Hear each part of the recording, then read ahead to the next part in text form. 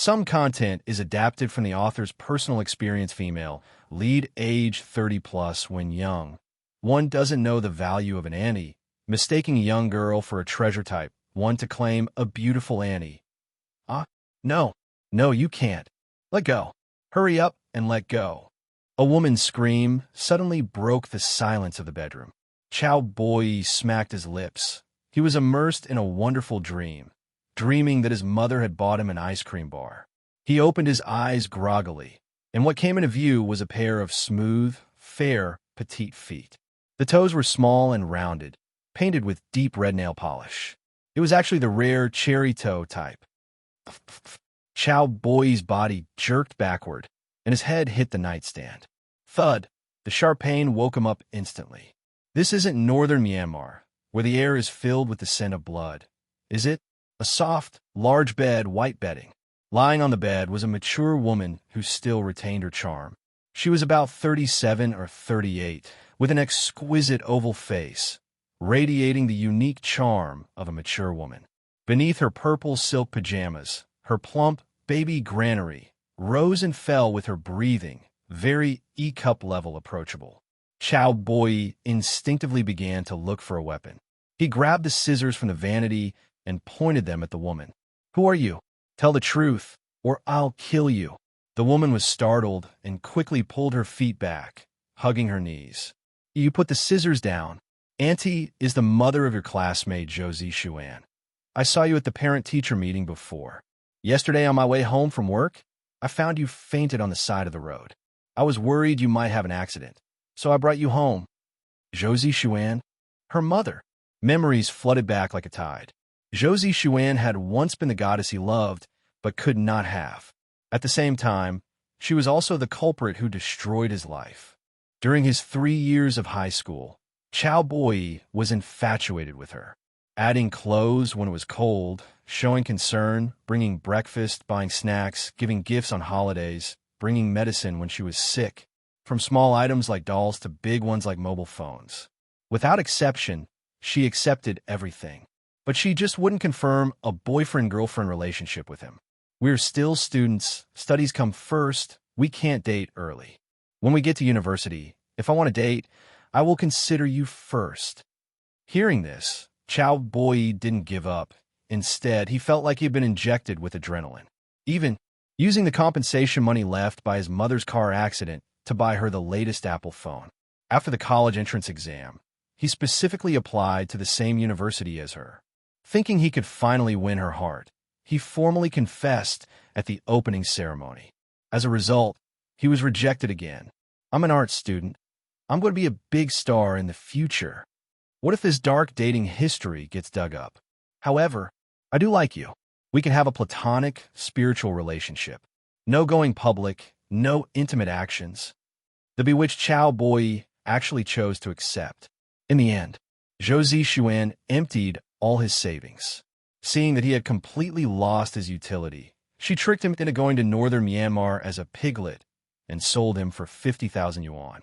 Upon entering the compound, Cao Boyi angered the guards because he didn't know the rules. Not only was he beaten up, but they also wanted to cut off his treasure for amusement.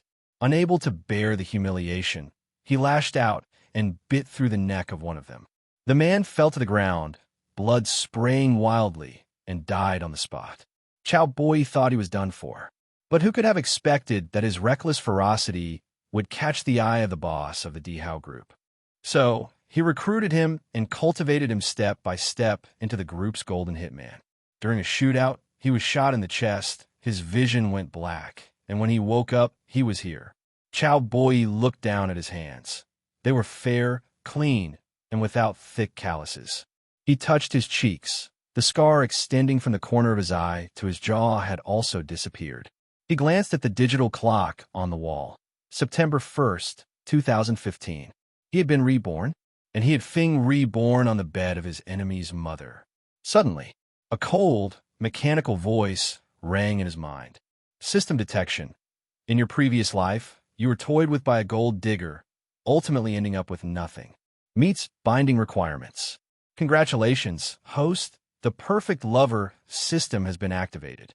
Interact with high-quality members of the opposite sex with a rating of 90 or above, increase their affection, and complete system tasks to receive generous rewards. System loading. Target binding available in 30 minutes. What the hell? Perfect lover system? Cao Boyi was startled. During college, he socialized very little, just playing games and reading novels after class. He was no stranger to systems.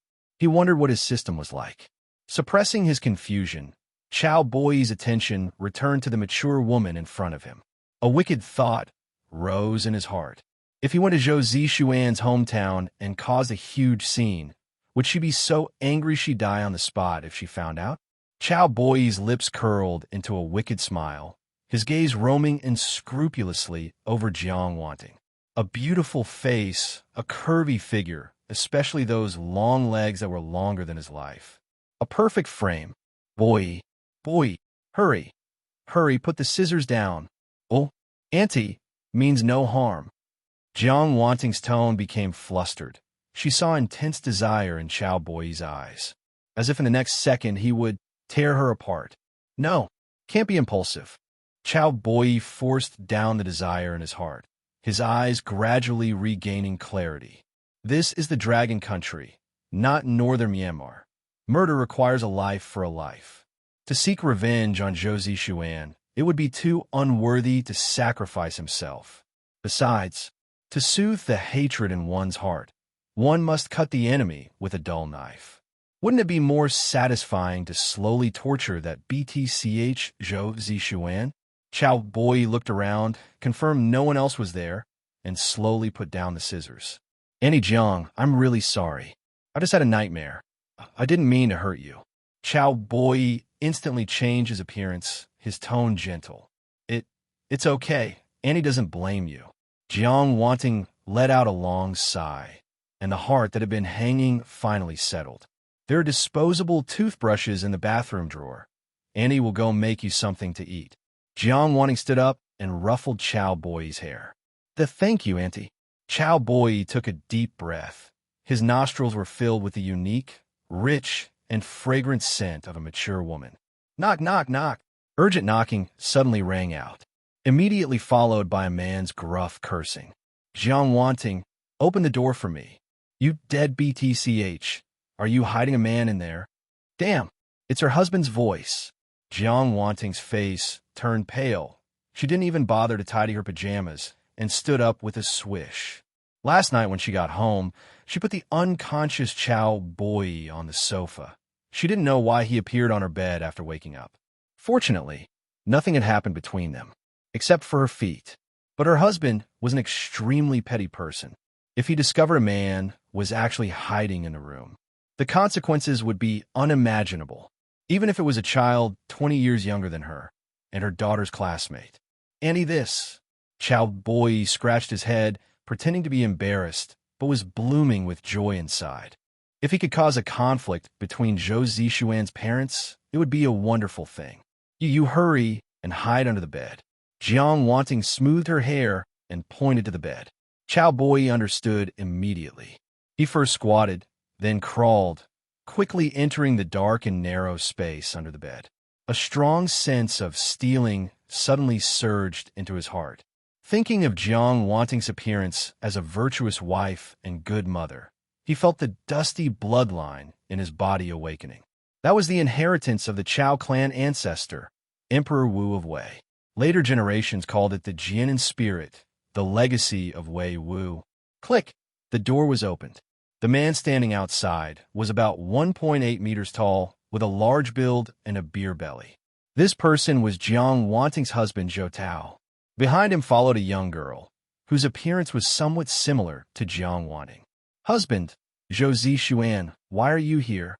I was in the bathroom just now and didn't hear the knocking. Jiang Wanting's hands subconsciously clenched the hem of her clothes, her small feet in slippers curling together. Zhou Tao frowned, his gaze scanning her from top to bottom. What? Not welcoming us? Or hiding a pretty boy, afraid of being discovered? Today, I want to see if there's a man in the room. Zhou Tao smiled without warmth, pushed Jiang Wanting aside, and walked straight inside. He first looked at the shoe cabinet, and found nothing unusual. He glanced at the living room, then came to the bedroom. Jiang Wanting, you'd better come clean. If I find out, you'll be in for it. Husband, I swear, I've never done anything to wrong you. Jiang Wanting looked at her husband with a grievance, tears swirling in her eyes, but she stubbornly refused to let them fall. That sense of brokenness unique to a married woman made one feel pity. Whoosh, Zhou Tao pulled open the wardrobe and poked his head in to look around. Still nothing. Suddenly, he lowered his head slightly, his gaze looking under the bed edge into that dark corner. The conversation just now was heard clearly by Cao Boyi. He couldn't help but sigh. Truly a cowardly woman. Being bullied like this, she doesn't even dare to talk back. Tap, tap, tap. Leather shoes stepped on the wooden floor, making a dull sound. The footsteps gradually approached. Cao Boyi was not nervous, but even wanted to laugh. The simp, who chased him for 3 years, suddenly crawling out from under her mother's bed. Zhou Zixuan's expression would definitely be very interesting. At this critical moment, Zhou Zixuan suddenly walked up and grabbed her father's arm, shaking it. Dad, don't just guess wildly. How could someone hide in such a narrow place? Hurry up and pack. I still have to attend the opening ceremony this afternoon. Hearing this, Zhou Tao's footsteps stopped abruptly. He gave Jiang Wanting a cold look, then cast his gaze at his daughter, apologizing. Oh right, almost forgot about my precious daughter's business. Zhou Zixuan pulled her father to the sofa in the living room to sit down. You wait here, I need to say a few words to Mom. Subsequently, the mother and daughter returned to the bedroom together. Jiang Wanting, having survived the ordeal, sat on the edge of the bed, breathing in the fresh air deeply. Her warm, petite feet hung in midair, swinging back and forth.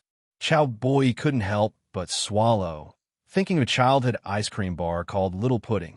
Mom, do you know what date is today? And you're still in the mood to sleep in. Zhou Zixuan looked upset, her tone full of blame.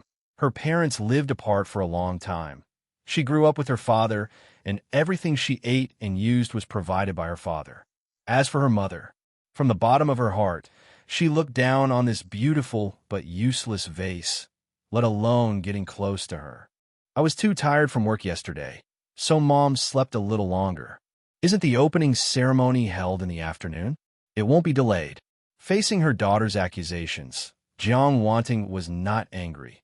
Instead, she lowered her posture. All right, I'm not in the mood to listen to your excuses. A HoloLand server, what is there to be busy with? I'll pick out a more fashionable outfit for you, so you don't embarrass me. A male classmate will confess to me then. Zhou Zixuan lifted her chin, her tone quite proud. She opened the wardrobe, carefully selected for a long time, and finally chose a white short dress. Either long skirts, jeans, or cotton t-shirts. Even my grandma's clothes are more fashionable than yours. You don't even have sexy black stockings, just nude ones. How tacky are you? Zhou Zixuan threw the dress and stockings on the bed, her gaze inadvertently sweeping over her mother's beautiful face. She felt sour in her heart. Her mother's beauty was truly high. Even though she was already 38, she didn't lose to her, an 18-year-old girl. Even with the blessing of that mature temperament, she was even a bit stronger. This dress, wouldn't it be a bit too short? Jiang Wanting lowered her head, feeling a bit embarrassed. She was a conservative woman. This short dress was a gift from a best friend, kept in the wardrobe and never worn out. This is short. Zhou Zixuan looked incredulous. None of my skirts are longer than this. Don't dilly-dally, put it on. I want to see the effect. Jiang Wanting nodded like a chicken pecking at rice and picked up the dress and nude pantyhose on the bed. Suddenly, she realized a problem. Her daughter's classmate was still hiding under the bed. Jiang Wanting's cheeks burned, and she tentatively asked, Zhou Zixuan, how about I change clothes after I take a shower later? No, change now. I have to see the effect. Zhou Zixuan shook her head without hesitation. There was no other way. Jiang Wanting could only comfort herself in her heart. The gap under the bed was so narrow, he shouldn't be able to see anything. Besides, he was just a child. Change clothes? He carefully shifted his body, widening his eyes, trying to see more clearly. Cao Boyi held his breath, his gaze fixed on the fair, tender little feet. Ryup, only the sound of the packaging bag tearing could be heard. Next, a pair of jade-like hands clutching a bundle of nearly transparent silk appeared in his line of sight. Slender, nimble fingers unfolded it. Then she slightly lifted one foot, reaching toward the opening of the stockings. The woman's movements were very light. Her fingers brushed over the edge of the stockings, slowly pulling them upward, outlining the well-proportioned lines of her legs. Cao Boyi struggled to adjust his posture, wanting to see more. Unfortunately, the pitch-black wooden board blocked his view, and he couldn't see anything. Not bad. I'll put on some makeup later. Apply some lipstick and such too. Zhou Zishuan nodded with satisfaction. Just then, Zhou Tao pushed the door open and walked in. First, he glanced at Jiang Wanting. There was no appreciation in his eyes, but rather a thick look of disgust. Jiang Wanting, you are my woman, even if I don't touch you. You are not allowed to hook up with other men outside, behind my back. If I find out, you're dead. Zhou Tao's expression was ferocious. For a full 18 years, he had never touched Jiang Wanting. The two had the name of husband and wife, but none of the reality. When their daughter was born, Zhou Tao was in the delivery room accompanying her. That bloody scene had caused him an indelible psychological trauma. From then on, facing this stunning beauty, his body couldn't muster any impulse. Despite this, he still viewed the woman as his private property and refused to divorce. He kept a mistress himself, but forbade Jiang Wanting from having any contact with the opposite sex, not even with ordinary friends. No, I wouldn't. I would never betray you or Zhou Zishuan. Jiang Wanting's emotions, which had finally stabilized, became agitated once again. She didn't understand what she had done wrong. Why her husband and daughter had to treat her this way. The long-suppressed grievances erupted at this moment, and tears gushed down. Good that you know. Zhou Zishuan, let's go. Let's go eat seafood. Zhou Tao snorted coldly and gave his daughter a wink. Immediately after, the father and daughter left without looking back. Clang, the security door slammed shut. Cao Boyi hurriedly crawled out, patted the dust off his clothes, and sat down beside Jiang Wanting. The woman's expression was desolate, her eyes full of grievance and helplessness. She cried while shaking her head incessantly, murmuring to herself, Why? Why on earth is this? Cao Boyi watched, feeling a loss. In his previous life, he was a daredevil thug, as well as an experienced race car driver who had dealt with countless performance cars. He had even driven some supercars that were brand new in '05 and '06 with violent aggression. As for an old A8, he really hadn't driven one. At this moment, a mechanical voice sounded again. Ding system loading complete detected a high-quality member of the opposite sex near the host name. Jiang Wanting age, 38 height, 172 weight, 55 kilograms figure, 91 appearance, 95 love experience, 1 overall rating. 93 Cao Boyi's eyes widened, a look of disbelief on his face. He never expected that the target detected by the system would be Zhou Zishuan's mother. Ding dong, would the host like to bind? Countdown 3, 2, 1 binding successful. Love gift pack has been issued name. Jiang Wanting favorability. 5 when favorability reaches 30, 60, 80, 100, you will receive achievement rewards note. Favorability must reach 60 before the next target can be bound. A notification sounds were like a machine gun, ringing nonstop. How did it bind to an older lady? Could it be that the system realized he had been hurt by a young girl, and in this life, it wanted a beautiful lady to comfort him? Jiang Wanting was impeccable in both figure and appearance, especially that unique temperament of a virtuous wife and loving mother. And those milky white breasts, this wasn't a loss. Open the love gift pack. Cao Boyi thought to himself. Ding, congratulations to the host. Obtain skill. I have insight gaze at a member of the opposite sex for 5 seconds to view their basic information. Ding, congratulations to the host. Obtain skill. Top tier acting, act like anything. There is no role you cannot handle. Ding, congratulations to the host. obtained legacy. Made a new book authored by Prime Minister Cao with his life's blood and sweat to establish the heart for young girls, to establish destiny for young married women, to continue the lost teachings for wives, and to open up peace for widows. Ding, congratulations to the host. Obtained skill. Petrification, make a certain body part become incredibly hard, lasting for 1 hour. An excellent offensive and defensive skill acting. Make a new book. Petrification. Cao Boyi was stunned. Other people's systems gave rewards like cash, supercars. But for him, it was all some strange, weird stuff.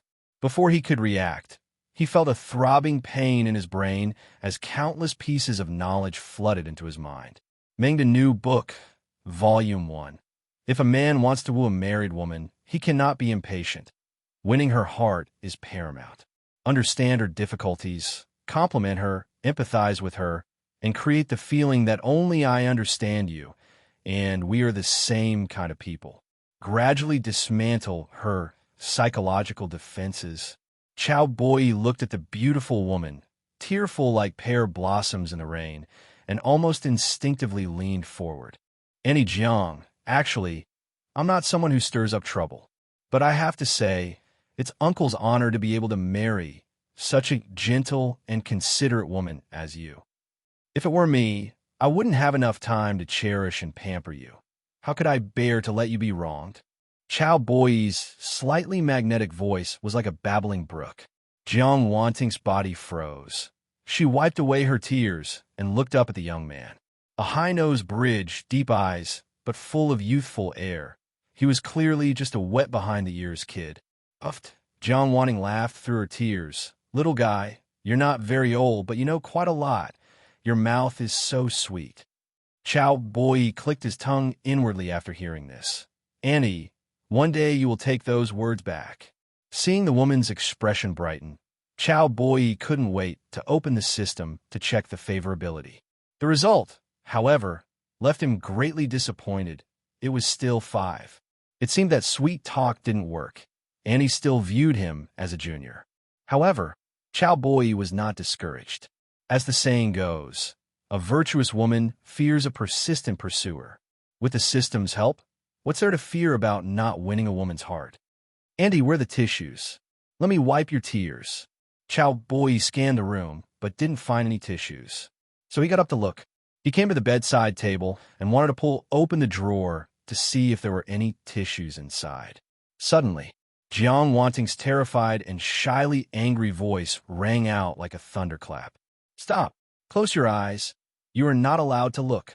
However, it was already a step too late. With a clatter, the drawer was opened. Cao Boyi fixed his eyes on it and froze in place. This is Auntie's boyfriend? Cao Boyi closed the drawer, wearing an innocent expression. Annie Jiang, I'm sorry, I was too presumptuous. Jiang Wanting covered her eyes, her face blushing so hard it looked like it could bleed. She would never be able to face anyone again. Her daughter's classmate had actually discovered her little secret. It was just too shameful. Jiang Wanting, you are such a shameless woman. Annie Jiang, are you all right? Auntie Jiang. His top-tier acting skills came into play at this moment. Cao Boyi stood quietly in place, his eyes full of confusion and bewilderment. It seemed as if nothing had happened. Jiang Wanting turned her body slightly, her fingers gently opening a gap to secretly observe the boy's reaction. Seeing his innocent expression, her tense heart finally relaxed. Fortunately, he was just a child and still didn't understand the adult world. Ding, random task, release task content. Make noodles for Jiang Wanting to eat, reward. Sports biscuits X4 after consumption. It can accelerate metabolism, increase exercise efficiency by 100 times, duration. 3-hour sports biscuits? Good stuff. His current body was truly weak. He was only 1.7 meters tall, short, and thin. Unlike his previous life, where he was covered in muscles. 100 times the efficiency. Working out for 3 hours would achieve the effect of 300 hours? He would surely be able to improve his physical fitness significantly in a short time. Auntie, are you hungry? Cao Boyi couldn't wait to complete the task. With all the commotion, it's already noon. Annie will go make lunch now. Jiang Wanting thought Cao Boyi was hungry and stood up to go to the kitchen. But Cao Boyi blocked her path and spoke with a smile. Auntie, you sit and rest, calm yourself down. Leave lunch to me. My cooking is not bad, and my noodles are delicious. Jiang Wanting was very embarrassed and said, Little Cao, you are a guest. How can I let a guest cook? Auntie, don't be polite with me. Compared to you saving me last night, what is this little thing? Cao Boyi looked sincere, his tone full of gratitude. Then he added, Auntie Jiang, rest assured my noodles are delicious. Jiang Wanting couldn't refuse and had to agree. Then I'll trouble you, little Cao. The noodles are in a cabinet on the left. All right, Auntie Jiang. Cao Boyi walked into the kitchen in 2 or 3 steps to cook the noodles. He had no father since he was little, and his mother passed away in a car accident when he was 10. With no family or relatives, he could only live with his mother's best friend, Chun Meijing. Cao Boyi had strong self-esteem and always wanted to avoid causing trouble for Auntie Meijing. So he learned to do laundry, cook, and clean the house. The knife fell on the cutting board, making a rhythmic clack-clack sound. Washing, cutting, stir-frying. He busied himself for 20 minutes. 2 bowls of steaming hot spicy pork noodles were placed on the dining table. Auntie Jiang, the noodles are ready, Cao Boyi called out. Before long, Jiang Wanting walked out of the bedroom. Her long, black hair was draped casually over her shoulders, adding a touch of laziness to her, and her eyes revealed the gentleness unique to a mature woman. The hem of her white skirt swayed gently with her steps, while sheer nude pantyhose wrapped around her long, straight, beautiful legs. Auntie Jiang, you are so beautiful. Cao Boyi was completely stunned. Jiang Wanting wore light makeup, looking intellectual and elegant. Hurry up and eat. We have to go attend the opening ceremony in a while. Little Cao, where do you study? Isn't today the day for registration? No woman doesn't love hearing compliments. Jiang Wanting covered her small mouth, her smile as beautiful as a flower. I also study at Xiangnan University. What a coincidence. It's the same university as Zishuan. You two could be classmates again in the future. Today, a boy is going to confess to Zishuan. You must help Annie check him out. We can't let her get deceived. Hearing this, the noodles in Cao Boyi's mouth almost sprayed out. That bitch shows Zishuan getting deceived. It would be an act of mercy if she didn't deceive others. Besides, Annie, you don't know, that male student is none other than... It's me. Cao Boyi gripped the chopsticks in his hand so hard they creaked. The pain Zhou Zishuan caused him could not be erased, even after living another life. Little Cao, where did you learn to cook like this? These noodles are delicious. It's like this. Cao Boyi recounted his growth experiences. When she heard that his mother passed away in a car accident, Jiang Wanting's heart felt as if it had been pricked by a needle, and her maternal instincts instantly overflowed. She stood up, pulled Cao Boyi into her embrace, rubbed the back of his head, and comforted him softly.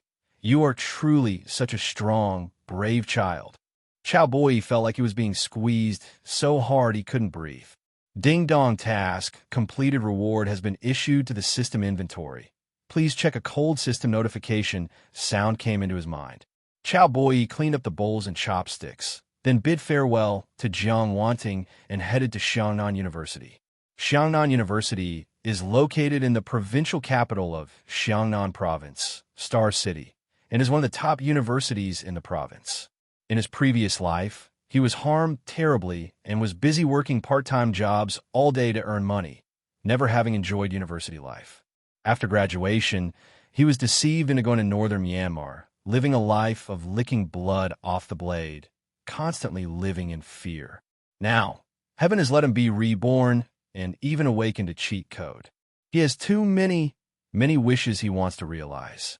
Besides revenge, there is also money, power, and women.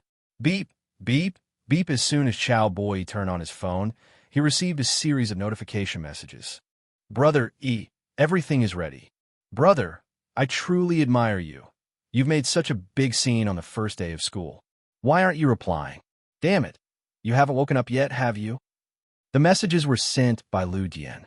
He was one of Cao Boyi's few best friends and also the chief planner. of this confession plan. Lu Jian was tall and had dark skin, earning him the nickname Big Dummy. During their 3 years of high school, whenever Cao Boyi was bullied, he was always the one to rush to the front. Big Dummy was a soccer student-athlete who played center back and had good skills. In his sophomore year, he successfully made it into the national soccer reserve team, which could be said to hold boundless prospects. Unfortunately, heaven did not grant his wishes. In a match against the Japanese team, he encountered a malicious foul.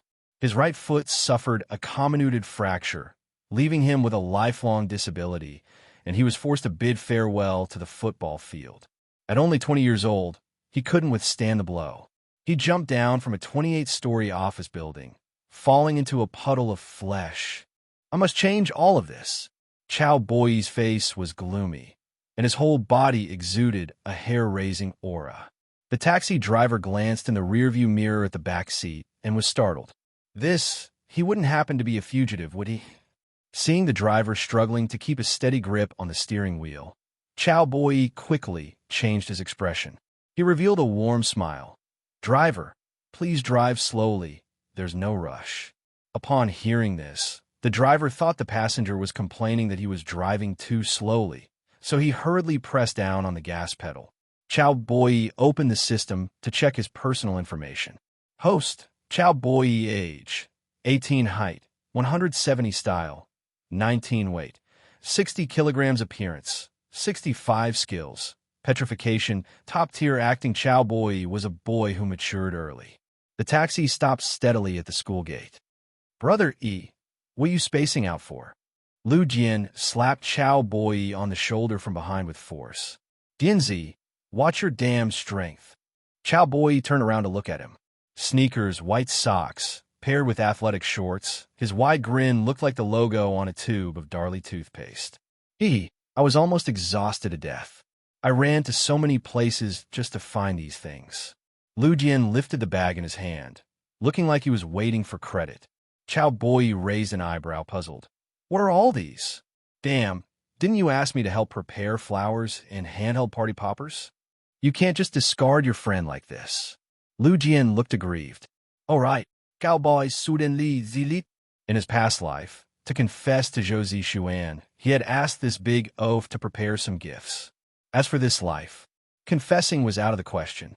These things shouldn't go to waste. It would be better to throw them in that bitch's face. "Will all freshmen of the class of 2015 please proceed to the auditorium immediately? The opening ceremony is about to begin." The broadcast echoed in his ears. The two of them quickened their pace and headed toward the auditorium. Make way, make way. Under the lead of the big oaf, they finally broke through the crowd and arrived inside the auditorium. Xiangnan University was a century-old institution located in the center of Star City, and its campus wasn't very large. Inside the auditorium, it was a sea of black, filled with heads. The seats were filled with wide-eyed freshmen, along with many accompanying parents. Cao Boyi found the spot for the computer science department and sat down. He scanned his surroundings and finally spotted Zhou Zishuan in the art department. She was standing behind the steps, with Jiang Wanting next to her. This mother-daughter pair, who looked like sisters, attracted the gazes of many men. "That girl is from the art department, right? So pretty. If she's not from the art department, could she be from your civil engineering department? The woman next to her, is that her mom or her sister? She's even prettier than her." In the crowd, several boys were discussing them heatedly. Perhaps because their voices were loud, Zhou Zishuan heard this conversation clearly. Her originally calm face was now shrouded in a layer of gloom. Having her spotlight stolen by her mother was a terrible feeling. "Students, please return to your seats immediately and stop whispering. The opening ceremony is about to begin." The host walked onto the stage to maintain order. Once the entire venue had completely quieted down, they picked up the microphone. "The ceremony officially begins." Raising the national flag, playing the national anthem. The principal gave a speech, and representatives of the teachers and students took turns speaking. The process lasted 2 hours, and the long, tedious opening ceremony finally ended. Seeing that the school leaders had left, Lu Jian stood up with a thump. He held a megaphone in his hand and shouted to those around him, "Fellow students, please wait a moment. A romantic confession is about to begin. Please stay and bear witness." Cao Boyi had black lines all over his head. Were he and this big oaf really this cringeworthy in their past life? What the hell kind of bearing witness is that? Zhou Zixuan, in the crowd, had already heard about this from her best friend. She sat upright in her chair, a subtle smile curling at the corners of her mouth. Being confessed to in public. This was undoubtedly something that would allow her to showcase her personal charm in front of the entire school. For convenience, Zhou Zixuan specifically moved to the middle of the aisle, waiting for Cao Boyi. Ding random task issued host is requested to confess to Jiang wanting in public and have her accept your flowers task reward. Rocket Insole X2 after use. You can grow 3 centimeters in 1 week. Holy crap. Cao Boyi got pet. Confessing to an auntie 20 years his senior in public? Wouldn't that be social suicide? Ding host can choose to abandon this task. Abandoning the task will result in no penalty. No, he couldn't abandon it. This was the height reward he had been dreaming of. High risk, high reward. He just hoped Jiang Wanting's favorability wouldn't drop because of this. Cao Boyi smoothed out his shirt and stood up quickly. Huh, is that boy going to confess? Dude is a legend, making such a big scene on the first day of school. This guy doesn't look bad, but that height. The students looked at Cao Boyi in unison, discussing it noisily. This romantic scene was highly impactful for this group of 18 or 19-year-old boys and girls. Cao Boyi didn't show a hint of stage fright. He took the pre-prepared roses from Lu Dian's hand. Brother E, it's all up to you now. Wishing you and the sister-in-law a lifetime of happiness in advance. Lu Jian fiddled with the party popper in his hand, grinning widely. Cao Boyi nodded, then immediately turned his gaze toward Zhou Zixuan. Name, Zhou Zixuan. Age, 18 height, 169 weight, 48 figure, 80 appearance, 90 dating experience. For overall rating, 90 favorability, -20 disgust, contempt. Cao Boyi's mouth twitched. This bitch really knew how to hide her true self. Usually acting all pure and aloof, yet she was actually more experienced than her own mother. The most ridiculous part was that he had chased her for 3 years, and his favorability rating was actually negative. Zhou Zixuan, naturally, didn't know what Cao Boyi was thinking. She stepped forward, a smile on her lips. Your confession is the most powerful proof of my charm. Surely there will be more men competing for my affection in the future. Thank you so much for being my stepping stone. Zhou Zixuan couldn't hide the joy in her heart. She raised her right hand slightly, unable to wait to receive the flowers. Behind her, Jiang Wanting's expression was complex. She hadn't expected that the person confessing to her daughter would be Cao Boyi. Take pictures. Hurry up and take pictures. Post it to the forum later. It's definitely going to go viral. This guy moves fast. Looks like the flower is about to be claimed. The auditorium became lively again. Everyone lifted their phones, aiming them at the two. A moment later, Cao Boyi moved. Inside the auditorium of Xiangnan University, gazes converged like a tidal wave. They saw a young man was walking forward with firm steps, holding a bouquet of flowers in his hands. Boyi, Zhou Zixuan opened her arms, full of anticipation, wanting to take the flowers. However, an accident happened. Cao Boyi did not stop his steps. 1 step, 2 steps, 3 steps. Under the watchful eyes of the crowd, the young man walked straight up to the mature woman behind Zhou Zixuan. He knelt steadily on one knee on the ground, his eyes filled with tenderness. Auntie Jiang, from the moment I saw you, I fell deeply in love with you. I like your mature charm, and I like the gentleness you have acquired after the passage of time. I hope you can give me a chance to express my love. The boy was like the male lead in a romance movie, affectionate and full of charm. Bang! The simple and honest Lu Dian accidentally set off a confetti cannon. Colorful ribbons drifted down like snowflakes, landing on the two of them. Jiang Wanting was caught completely off guard, feeling her mind go blank. She never dreamed that this carefully prepared confession was meant for her. Holy crap. The object of the confession is actually that auntie. That's insane, bro.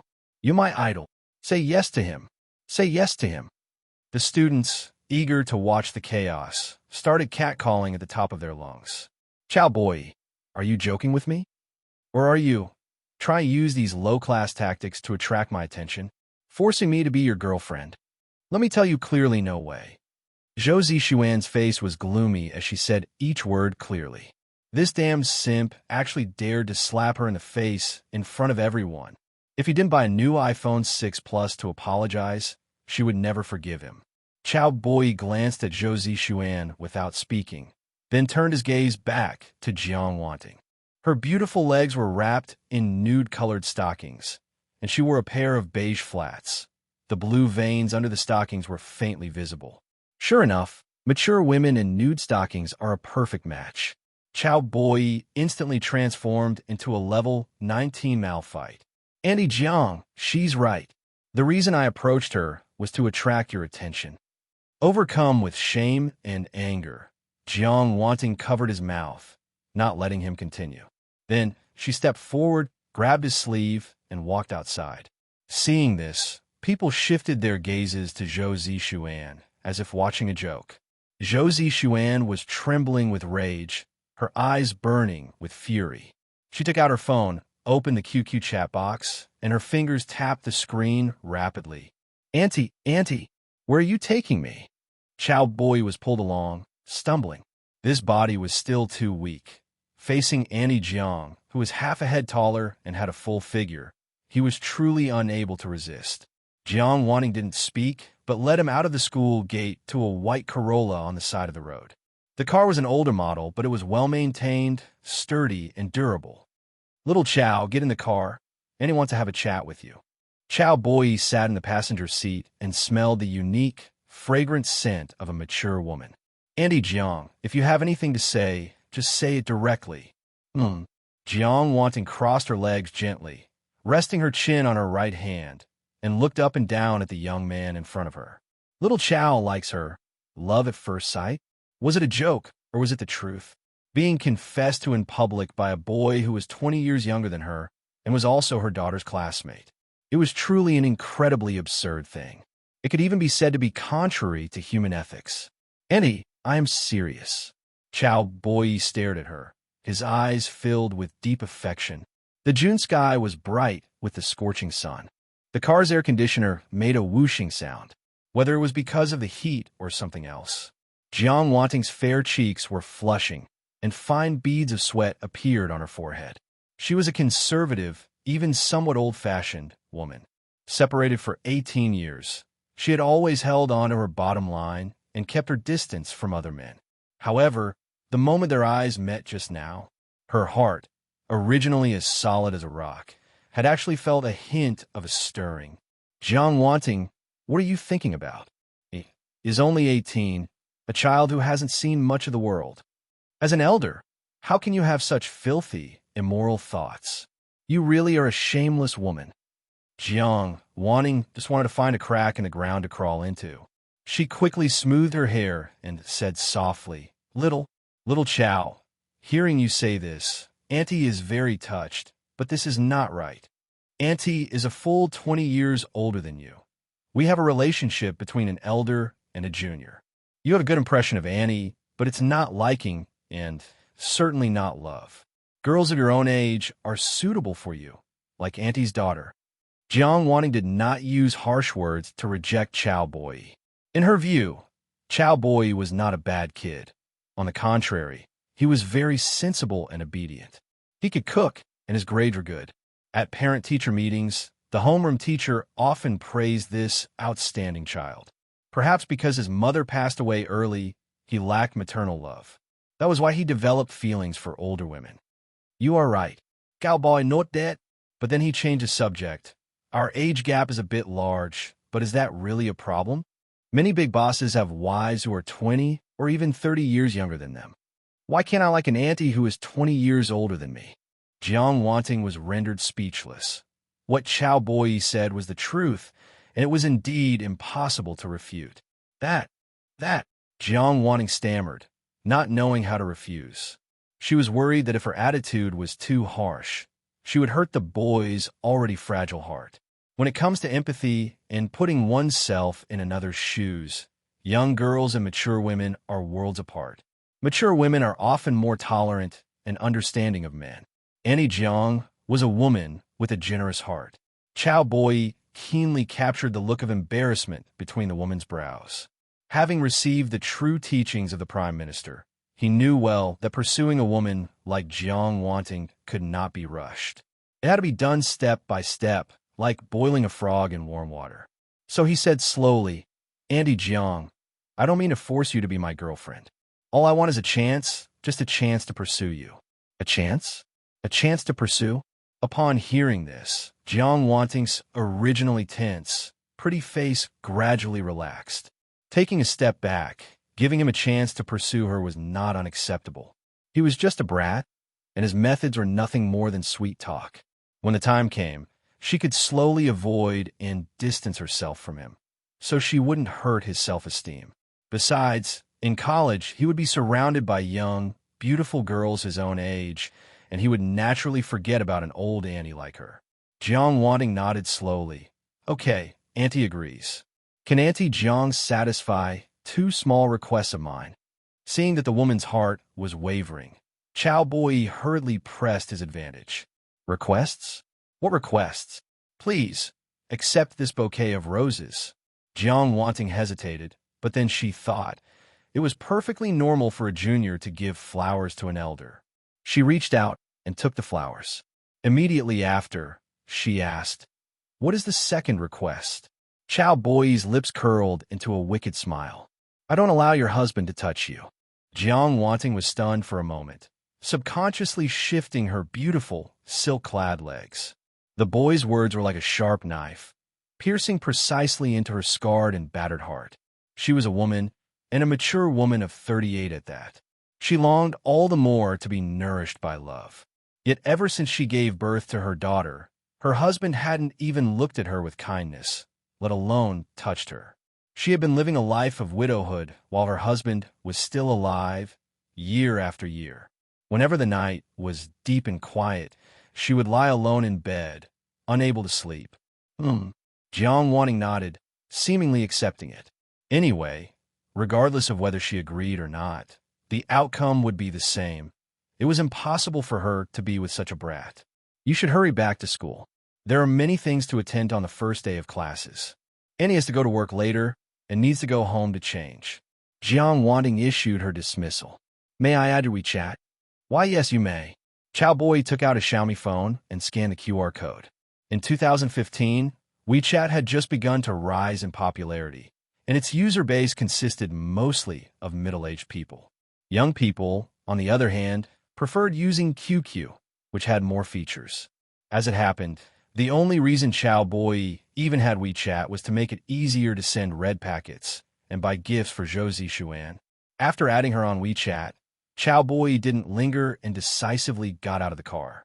Opening the system, he saw that the task was already marked as complete. The skyrocket insoles didn't look much different from regular insoles. They were black and looked quite ordinary. Cao Boyi couldn't wait to take off his shoes and slip them under his feet. Immediately after, he opened Jiang Wanting's profile, praying in his heart that her favorability wouldn't drop too much. Name: Jiang Wanting. Age: 38. Height: 172. Weight: 55 kilograms. Relationship experience: 1 overall rating: 93. Favorability: 20. What? The favorability actually increased. He had already prepared himself mentally for it to drop. Who would have thought that instead of decreasing, it had soared to 20? Women are just like that. They can be pecked at, they can be polished, but they can never be figured out. At this very moment, Jiang Wanting had returned home. She took off her skirt and stood gracefully in front of the mirror. Light spilled onto her skin, which was like mutton fat jade, giving off a warm and smooth luster. The boy's passionate confession had been extremely impactful. While she was flustered, an irrepressible sweetness welled up from the bottom of her heart. "So, I haven't become old and withered yet. I can still attract the attention of a young boy. If I were really with him, perhaps it could fill the emptiness in my heart." Pa pa pa. Shameless. Jiang Wanting felt a strong sense of immorality spreading throughout her entire body. I wonder what kind of reward I'll get once the favorability reaches 30. Cao Boyi muttered to himself as he walked into the campus. He was quite satisfied with the rewards he had obtained so far. Although it wasn't like other people's systems that allowed for instant wealth overnight, it was improving him step by step. Brother E. Awesome, openly repairing the plank road while secretly crossing the Chin-Tsang. You managed to get the school beauty Zhou Zixuan's mother without anyone noticing. Lu Dian gave a thumbs up, looking completely carefree. Cao Boyi rolled his eyes at him. You brat, stop talking nonsense. Zhou Zixuan's dad is still alive and well. TCH, it's precisely because he's alive that it's exciting. If he were dead, it wouldn't have that flavor. Lu Dian shrugged and continued to press him. Aren't you always pursuing Zhou Zixuan? Why do you set your sights on her mother? Before Cao Boyi could answer, the roar of motorcycle engines suddenly erupted. On the open ground at the school gate, 7 or 8 modified Ghost Fire motorcycles were parked, their bodies covered in gaudy patterns. 5 delinquent youths with multicolored hair leaned against their bikes, looking slovenly. The leader wore a helmet and was tall and sturdy, in no way inferior to Lu Dian. Led by him, the group marched imposingly toward the school. Seeing this, 2 security guards on duty tried to stop them. The youth took off his helmet, revealing a handsome face. The 2 security guards immediately nodded and bowed, looking sycophantic. Oh, if it isn't young Su. The youth nodded, then scanned the crowd, his gaze finally landing on Cao Boyi. You little punk, are you Cao Boyi? Cao Boyi recognized him immediately. Su Shaizi, what does he want? In his previous life, this guy was a prominent figure at Xiangnan University, a wealthy second-generation rich kid, and the student union president of the Sports Institute. It was said that the director of the Student Affairs Office, Director Qin Wenmin, was his mother. The Student Affairs Office held significant power, controlling the assessment of scholarships, financial aid, and important matters like student disciplinary actions. Director Qin Wenmin's son? This is interesting. Cao Boyi revealed a wicked smile, and the cold, arrogant face of Director Qin involuntarily appeared in his mind. Punk, Brother Jia is talking to you. Seeing that Cao Boyi didn't react, one of the youths reached out to push him. But Lu Jian blocked him. Stop, what are you doing? What am I doing? Su Shiji looked Cao Boyi up and down, his expression darkening. So you're the brat who bullied Zixuan and insulted her mother? Su Shiji was also a freshman at Xiangnan University this year, but he had no interest in the opening ceremony. While he was racing earlier, he suddenly received a message from Zhou Zixuan saying she had been bullied. He immediately gathered his men, ready to teach this ignorant punk a lesson. Daring to bully the woman he had his eyes on, he was courting death. Cao Boyi looked straight at Su Shiji and said indifferently, Do you have business with me? Get on your knees and apologize to Zhou Zixuan, or you'll be sorry. Su Shiji looked down at Cao Boyi, his tone extremely aggressive. He had learned about this kid's situation from Zhou Zixuan. He was just an orphan with no one to rely on, so there was naturally nothing to worry about. That guy seems to be Su Shiji, the former top dog of the second high school. It said he often gets into fights outside. Should we tell the teachers? After all, this is school. Don't be a busybody, lest you bring trouble upon yourself. Students gathered from all directions to watch the commotion, and some recognized Su Shiji. Public security nowadays was far inferior to later generations, and this group of college students had an instinctive fear of delinquents. Zhou Zixuan, did she send you? Cao Boyi looked around and indeed saw Zhou Zixuan in the crowd. Cut the crap, you motherless bastard. Su Shiji grabbed Cao Boyi by the collar and shouted sternly, Get on your knees and apologize now, or I'll kill you. That's Su Shiji, right? Cao Boyi was not afraid. Instead, he revealed a playful smile. He looked at Su Shiji and said, word by word, I FCK your mother. What? Su Shiji's blood instantly rushed to his head, and his eyes widened in rage. He never expected that this skinny, bamboo pole-like Cao Boyi would dare to insult his mother. That was his beloved mother, a holy, flawless goddess, as pure as moonlight. Die for me. Su Shiji instantly turned into a raging beast, raised his fist, and smashed it toward Cao Boyi's head. Brother E, watch out. Lu Jian roared. He wanted to step in to protect him, but was blocked by two thugs. Cao Boyi was no longer that timid student, but a ruthless person who had struggled and survived for many years in northern Myanmar. Those combat experiences were etched in his mind. He accurately judged the path of the punch, dodged to the side, and avoided it. Su Shiji hit thin air. His center of gravity became unstable, and he stumbled, nearly falling over. Having dodged the attack, Cao Boyi immediately shouted toward the security guard station. People are fighting in the school. Aren't you going to do something about it? Having lived 2 lifetimes, he was no longer a hot-headed youth. When encountering trouble, the first thing he thought of was not to solve it with his fists. Do something? What are we supposed to do? The security guard muttered, not even lifting his head. That was Director Chin's son, who ran to the school every few days, so they already knew him. As long as it didn't blow up, they naturally had to give Director Chin women some face and turn a blind eye. Damn it, you still dare dodge? Beat him up for me. Su Shiji waved his hand, and his lackeys understood, immediately surrounding him. Are they really going to fight? Is there any law left? Daring to fight openly in school. This kid is probably going to be in trouble. The crowd expressed their dissatisfaction, but no one dared to step forward to stop it. Seeing that the situation was getting out of control, the security guards immediately prepared to intervene. It's fine. Su Shiji gave the 2 security guards a look. Don't worry, I know what I'm doing. In fact, Su Shiji didn't really intend to use force. He had already told a few thugs before coming that they just needed to scare the other party. Who knew that Cao Boyi wouldn't bite at all? Not only was he not intimidated, but he even offended his mother. Old Lu, do it. Cao Boyi shouted, rushed straight in front of Su Shiji, and slapped him twice. Slap, slap. It hurt a stinging pain. Su Shiji was caught completely off guard and was stunned. He never expected that Cao Boyi would strike first. Brothers, get him! The scene immediately turned into chaos, with a few people entangled together, fighting fiercely. Activate Petrify. Cao Boyi activated his skill. His right arm evolved into a steel Qilin arm, and his iron fists rained down. Ouch! It hurts to death. Big brother, spare me. Stop hitting me. Is his fist made of iron? The few thugs cried out in pain. Although Cao Boyi had rich fighting experience, he couldn't handle the number of opponents, and he still took 2 solid hits to his back. The fight ended quickly, and the thugs lay on the ground, completely incapacitated. Do you still want an apology? Cao Boyi cracked his knuckles, making a clicking sound, and walked step by step towards Su Shiji. No, don't. It's a misunderstanding. Everything is a misunderstanding.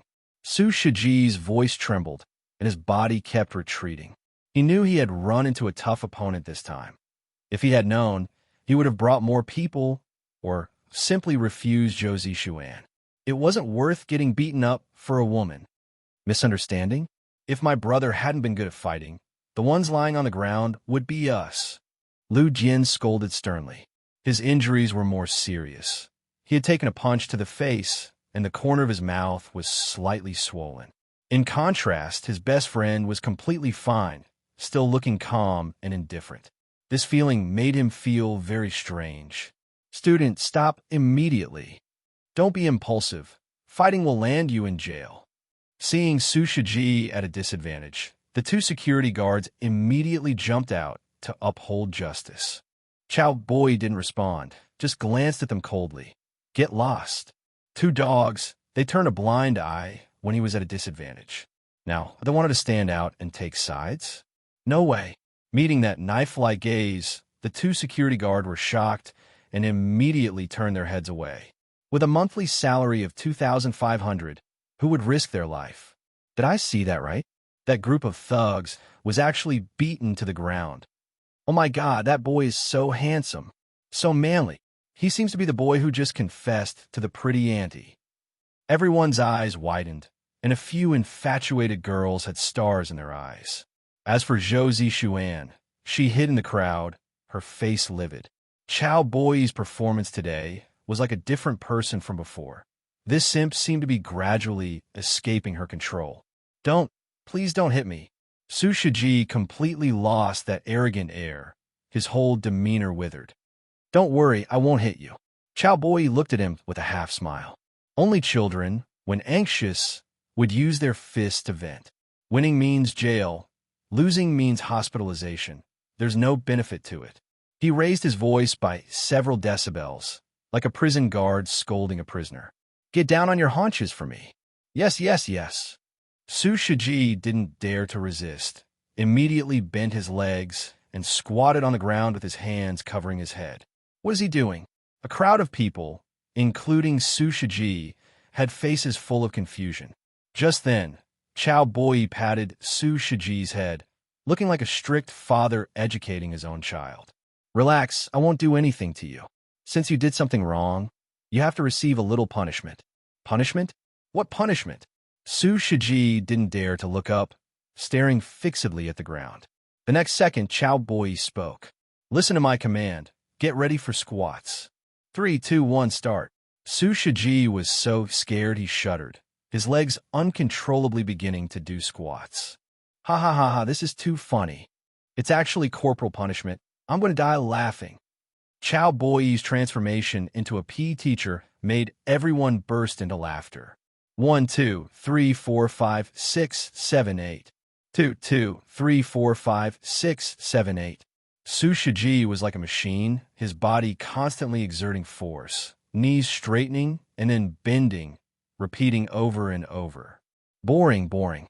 Cao Boyi shook his head repeatedly, because he discovered that this amount of exercise for this basketball sports student didn't count for anything at all.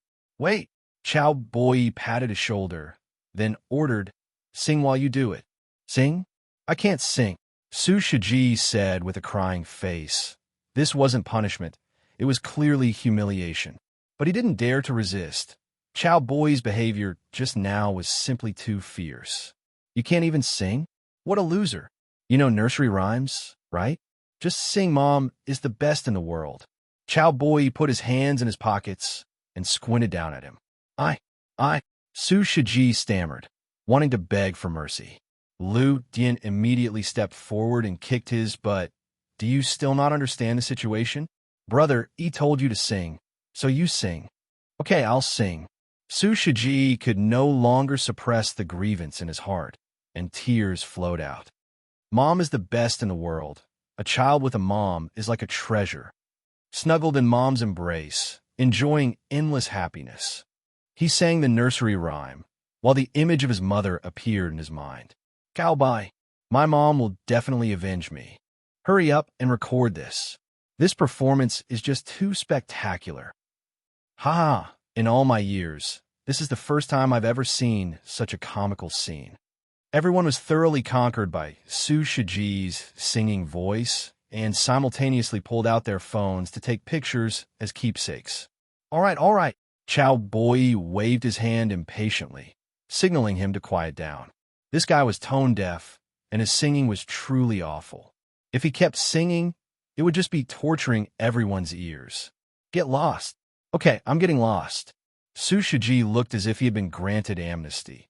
He quickly stood up and ran away without looking back. Are you all right? Just a minor injury, nothing serious. Lu Jian grinned, revealing a mouthful of white teeth. Cao Boyi was still worried and stepped forward to check the big lug's injuries. His best friend's actions warmed his heart. Old Cao, we are destined to fight side by side. Lu Jian lowered his voice, acting mysterious. Your surname is Cao, and my name has Dian in it. Aren't we Cao Cao and Dian Wei? The corner of Cao Boyi's mouth twitched. He felt both annoyed and amused. Dian Wei was the #1 pimp of the Three Kingdoms and Cao Cao's personal bodyguard. When Cao Cao was inside the room, taking care of Zhang Ji's wife, Lady Zhou, Dian Wei was keeping watch outside the door. Don't talk nonsense. I, Cao Boyi, am an upright gentleman and don't have those kinds of special hobbies. Let's go. I'm treating you to a big meal. Cao Boyi changed the subject, feeling a bit guilty. He took out his phone and looked at the cold 560,000 in his online bank account, feeling full of confidence. After his mother died in a car accident, the driver who caused the accident paid him over 700,000 in compensation.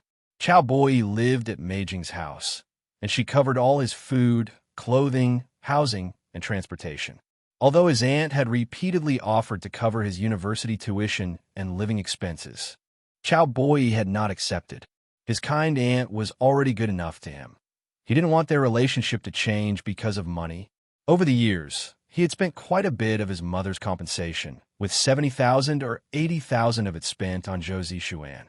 Perhaps this amount of money wasn't much for an adult, but at that time, Cao Boyi was just a high school student. "Hey, I want to eat hot pot." Lu Jian leaned in and said without standing on ceremony, "Eat whatever you want. Eat as much as you like." He naturally couldn't be stingy with his best friend. Cao Boyi waved his hand grandly and led his buddy toward the school gate. At the same time, he was also thinking about how to make some money to spend. Money is the best medical beauty for a man. Even if it's a pig, the moment it starts driving a Maybach, women will have to call it Marshal Tiampo.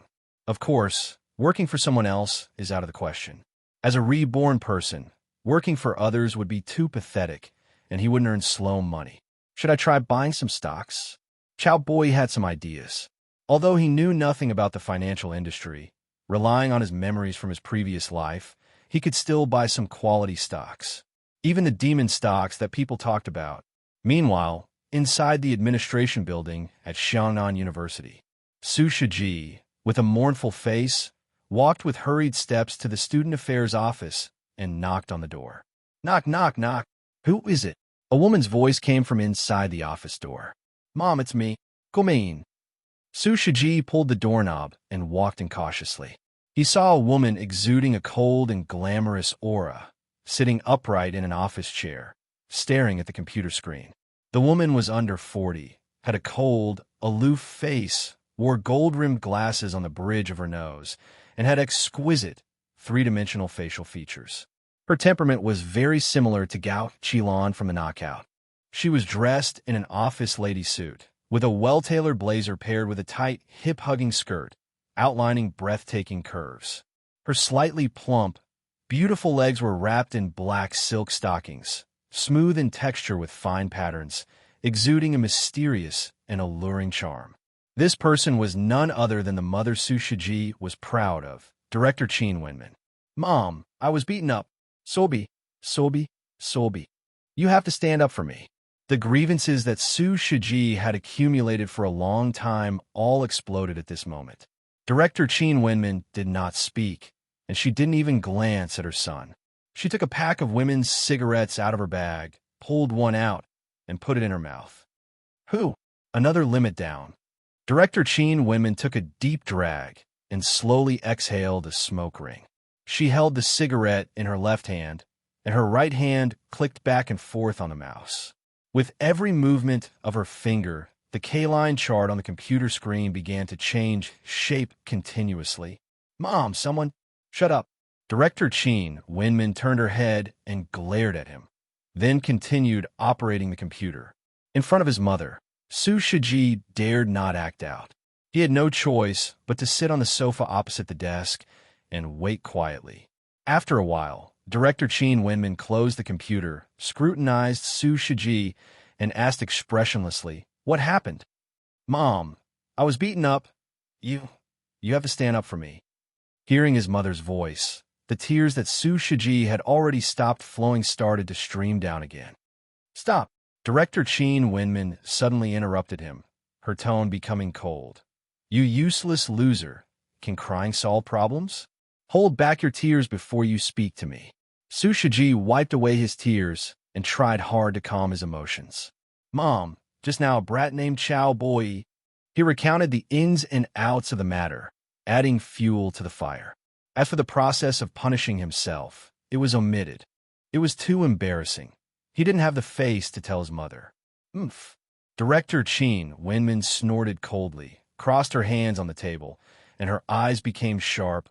What kind of background does the other party have? She knew her son's nature of bullying the weak and fearing the strong very well. If the other party could bully her son like this, they must have a significant background. He is a freshman at our school. I heard he has no one to rely on. He's an orphan. An orphan? You useless loser. You actually got beaten up by bottom-tier trash. Do you not have hands? Don't you know how to hit back? Director Cheen Winman's expression became increasingly ugly. Her brows furrowed, and a trace of disdain appeared in her eyes. She was a person whose class consciousness was deeply rooted in her bones. She habitually classified people into different ranks and had vastly different attitudes toward people of different classes. Her son had actually been made to look so miserable by a bottom-tier person. In her eyes, it was simply a great humiliation. Mom, he is really too good at fighting. Enough. I don't want to hear your excuses. In the future, if you encounter such bullshit, you don't need to report it to me. I can't afford to lose face like this. Su Shiji's words were interrupted again, but even if he had 10,000 guts, he wouldn't dare to talk back to his strict mother. He asked tentatively, Mom, can you give him a disciplinary action, the kind that goes into his permanent record? Impossible. Do you think I own the school? You provoke him first, and if you are less skilled than him, who can you blame? Director Cheen Winman refused decisively without even thinking. She was an arrogant woman who valued her reputation more than her life. So naturally, she wouldn't do something that would damage her image. However, after all, this was her own son, and even if he was useless, he wasn't someone just anyone could bully. Here's what we'll do. I'll give you a phone number. Director Cheen Winman opened her phone and flipped through her contacts. She wrote a string of numbers on a piece of paper and then said, In the future, if you have any problems, call this person. He is the vice chairman of the student union. He has quite a lot of power and can solve quite a few problems. Su Shiji nodded vigorously and carefully put the note his mother left into his pocket. If there's nothing else, get out. Director Cheen Winman turned her head and continued staring at the green computer screen. Limit down. Another straight limit down. Director Cheen Winman kicked off her high heels and collapsed onto the sofa, a wave of intense powerlessness washing over her.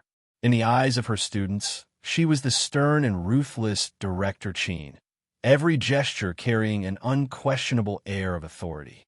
In the eyes of her colleagues, she was a rising star in the education sector, radiating a dazzling brilliance. Yet in the stock market, she was nothing more than a small leak. Last July, the broader market surged ahead, and the A-shares officially entered a bull market. Director Cheen Winman herself had no interest in stocks, but she couldn't resist the persuasion of her friends. In the first half of this year, with the attitude of just playing around, she entered the stock market with $300,000 in capital. Who would have known that the first stock she bought hit 4 consecutive daily limit UPS, earning her a full $140,000. This money wasn't much to her, but the process of rising prices gave her a great sense of achievement. With just a flick of her finger, she could make the funds in her account continuously increase. That exciting, wonderful feeling was comparable to the medicinal herb, mugwort. Arrogant and conceited, she didn't choose to quit while she was ahead. Instead, she became increasingly greedy. She took $2 million directly from the family savings and invested it in the stock market.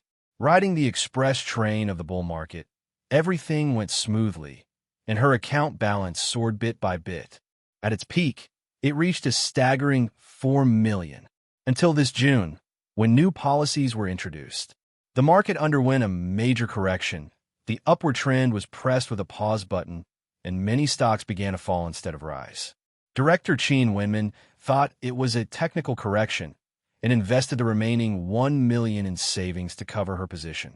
Little did she know, the market seemed to be under a spell, and the index fell by a full 45% from its highest point. 1,000 stocks hitting the limit down was like purgatory. What should I do? Director Cheen Winman closed her eyes and rubbed her temples. During this time, not only had she given back all the money she had previously earned, but even her principal was left with less than $1 million.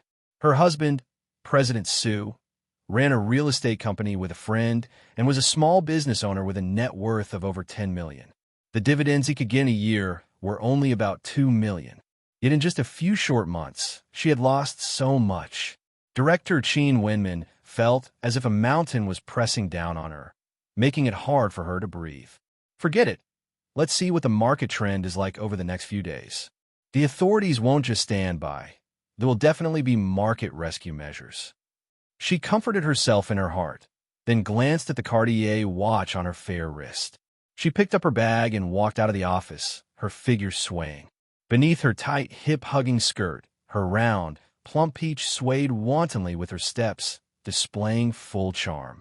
Arriving at the parking lot, she pressed the car key and pulled open the car door. Vroom, vroom, vroom. The BMW Z4 sped toward the exit and stopped in front of a gym. Brother, did you learn Kung Fu behind my back?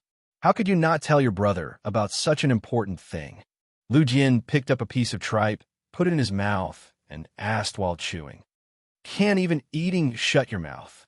Cao Boyi didn't answer directly. He couldn't exactly tell him that he was a reincarnator, could he? In fact, he was not satisfied with his performance. With the help of the petrification skill, he was still sneak attacked and took a few punches to his back. Although it was painless, for a fighter who was once somewhat famous in northern Myanmar, it was truly a disgrace. His current body is still too weak. Big guy, is there a gym near our school? One that's a bit more high-end.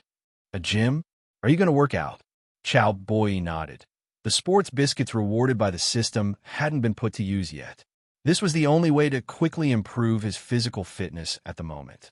With a 100-fold efficiency boost, how is that any different from cheating? You asked the right person. I've already figured out the situation near the school. There are 5 gyms in total. KeenAd is the best one, with complete equipment and a swimming pool, but the price is quite expensive. Working out and lifting iron is a daily routine for sports students, and Lu Jian had long been prepared. Cao Boyi waved his hand, looking arrogant. Money is not a problem. Let's go after we finish eating. Reborn into this life, he must enjoy it and do things on his own terms. A moment later, both of them had eaten enough. Cao Boyi took out his wallet, pulled out 2 100 yuan bills, and handed them to the waiter. Prices in 2015 were still much lower compared to 10 years later. A hot pot meal only cost 110 yuan. After eating and drinking their fill, the two took a taxi to the university town. KeenAd Fitness is located on the commercial street on the west side of the university town, only about a 10-minute walk from Shanda. The two pushed the door open and walked in. At 7:30 p.m., it was the golden hour for working out. There were many people in every area, and the sound of dumbbells hitting the floor with a thud, thud, thud could be heard from time to time. 2 handsome guys. Are you here to work out? A young lady in tight sportswear immediately walked up to them. Cao Boyi observed the environment. It was indeed quite good. So he replied, yes, we want to get 2 annual memberships, one for me and one for my brother.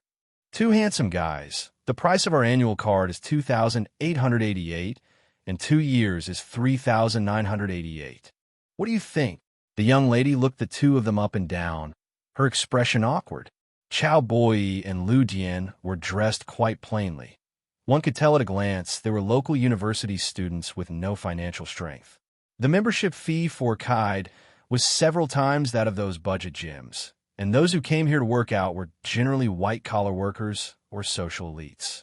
Unexpectedly, there are still people these days who judge others by their appearance. Cao Boyi muttered to himself, then handed over his bank card. Then let's do 2 years, swipe the card. The young girl was stunned for a moment, a trace of imperceptible surprise flashing in her eyes. Beep. Payment successful. The POS machine beeped, and the girl's expression changed from surprise to delight. This seemingly ordinary boy was actually an invisible rich second generation. Sir, the girl handed the bank card back with both hands, her tone fawning. Would you like to learn about our personal training courses? The coaches are all very professional. No need. Cao Boyi shook his head and refused, his gaze inadvertently sweeping over the aerobic area next to them. A familiar face instantly caught his attention. The woman was wearing a white sports tank top and gray yoga pants, with white long socks and sneakers on her feet. The slim-fit yoga pants were like a second skin, clinging tightly to her body, outlining faint curves. It's actually her, Su Shiji's mother, Director Qin Wenman. Cao Boyi narrowed his eyes slightly, a wicked smile curling at the corners of his mouth. Cao Boyi took out 2 packs of sports biscuits, stuffed one into his mouth, and handed the other to Lu Jian. Consider it a reward for him stepping up. Biscuits. Lu Jian took it and put it in his mouth. The taste was ordinary, no different from the soda crackers in the supermarket. Both of them felt a warm current in their abdomens simultaneously and couldn't help but take a deep breath. Immediately after, a burning sensation instantly spread throughout their entire bodies. It felt as if a switch in their bodies had been flipped, and they were filled with endless energy. Cao Boyi raced against time to get on a treadmill and started jogging. Aerobic exercise not only trains cardiovascular function, but also improves core body strength. Director Qin Wenman was attracted by the movement, glanced over casually, and a trace of disdain appeared on her cold face. From head to toe, everything was cheap, street-stall merchandise. Cao Boyi felt the woman's contemptuous gaze and thought to himself, "This woman shouldn't know me." Could Su Shiji have gone to complain? In reality, he was overthinking it. Director Qin Wenman simply looked down on losers. In her eyes, these people were inferior to her. Cao Boyi took out his phone and downloaded a stock app called Southern Wealth. Then, he placed the phone on the treadmill console to study the market trends. This year was the most brutal stock market crash in the history of the A-shares, causing many to lose their homes and families. But as a reborn person, this was not a problem. In his previous life, he had accidentally watched a financial program that detailed the annual demon stock of 2015, Teletechnology. The reason this stock was called a demon was that it didn't follow the mainstream market trends at all. When the broader market was plummeting, it was able to rise against the trend. Starting in early July and ending in December, the stock price rose from 8 yuan to a high of 74 yuan, nearly 10 times. During this period, there were 3 waves of market trends, with consecutive limit downs and limit ups, and various funds played happily within it. It seems the first round of the rise has already ended. Cao Boyi glanced at the stock price. It was only 27.8 yuan. Opening the 5-day K-line chart, he found that this stock had been falling for several days in a row. Cao Boyi was ecstatic. He remembered that the second wave of the market trend started around mid-September. In other words, in the next few days, no matter when he bought it, he would receive lucrative returns. Of course, even as a reborn person, he couldn't manage to buy at the lowest and sell at the highest.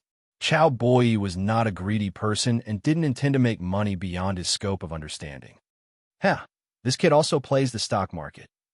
Director Qin Wenman saw Cao Boyi's phone screen and couldn't help but raise an eyebrow. Although the other party was a smelly loser, it still gave her a feeling of sympathy and mutual appreciation. "Young man, you also trade stocks?" Director Qin Wenman lifted her pointed chin, her tone carrying a questioning air. This made Cao Boyi feel very uncomfortable. He didn't even turn his head, just gave an mm. Arrogant and rude woman. She had better not provoke him. Otherwise, Cao Boyi wouldn't mind showing off his specialty. Director Qin Wenman snorted coldly. This shameless, smelly loser actually dared to put on airs. He didn't even know his own place. Forget it. Getting angry at such an inferior person isn't worth it. Director Qin Wenman suppressed the anger in her heart and turned her head to the side. She tapped the panel. The treadmill's speed began to increase, and the ample curves on her chest rose and fell rhythmically with her pace. It was actually a powerhouse who couldn't see her feet when looking down. Cao Boyi swallowed hard, his heart filled with exclamation. That bastard Su Shiji, he's eating really damn well. Just then, the system's notification sound suddenly rang out. Name, Director Qin Wenman. Age, 39. Height, 165. Weight, 53 kilograms. Appearance, 92. Figure, 93. Overall rating, 91. Favorability, -20. Contempt, anger. Cao Boyi's eye twitched. Why was this woman like a mad dog, inexplicably full of malice toward him? Fortunately, She wasn't a target for conquest. Cao Boyi withdrew his thoughts and shifted his focus back to exercising. Half an hour had passed, and not only did he not feel tired, but he felt refreshed all over. After finishing the aerobics, Cao Boyi went to the strength training area, picked up 2 dumbbells, and started bench pressing, starting from the chest, then to the shoulders and back. It took over 2 hours to work out all the muscle groups of his entire body. This guy is really hiding his true strength. He looks thin, but he can actually deadlift 100 kilograms. And his form is so standard. He's clearly a veteran. The people exercising around him put down their equipment one after another, sighing in admiration. Logically speaking, reasonable fitness training requires exercising only one part at a time. Muscles need 24 to 48 hours to recover. Overtraining can actually cause excessive fatigue and affect the results.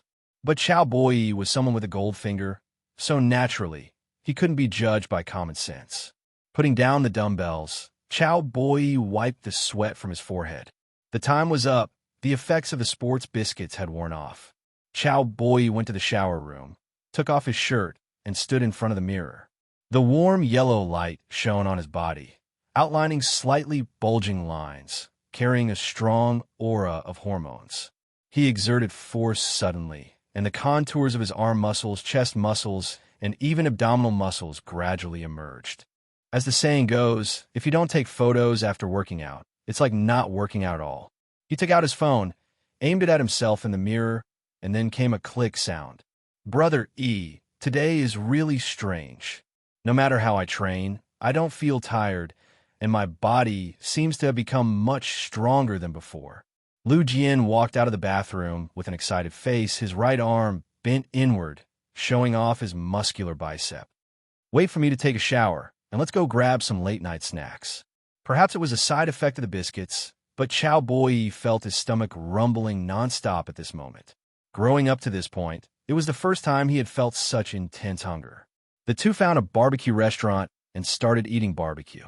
Meanwhile, a BMW Z4 parked steadily beside the school, in front of a 24-hour convenience store. The car door opened, and Director Qin Wenman stepped out. She wore a pair of black pointed-toe, red-bottom high heels, no stockings, and her fair leg skin was displayed without reservation.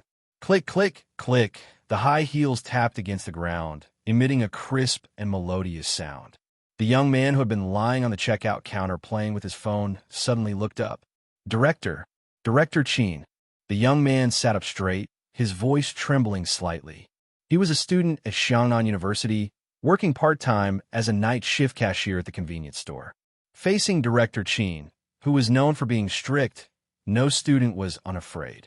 Director Qin Wenman didn't even glance at him, walking elegantly straight inside. The woman arrived at the shelves, first looking around for a while to make sure no one was nearby. She reached out with slender fingers and picked up the Oreo biscuits and chocolate placed on a shelf. Then, she casually stuffed them into the LV bag hanging on her arm, her movements quick and leaving no trace. A flash of excitement crossed her eyes. Her movements were practiced and natural, without the slightest hesitation. Closing the bag, the woman's expression immediately returned to coldness, and she walked past the checkout counter with a calm, confident stride. Walking straight out of the convenience store, Cao Boyi arrived at a high-end residential complex called Jingxiu Jiangshan Residential Complex. Building 1, Unit 3, Room 608. This was where Chun Meijing's home was. He found a key inside the fire hydrant.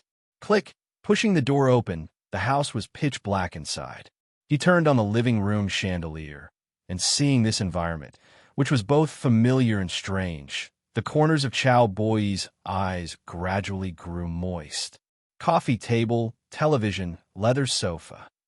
He stroked the furniture as if greeting old friends. In his previous life, he had disregarded Aunt Jing's attempts to make him stay and moved out of this home to live in the school dormitory.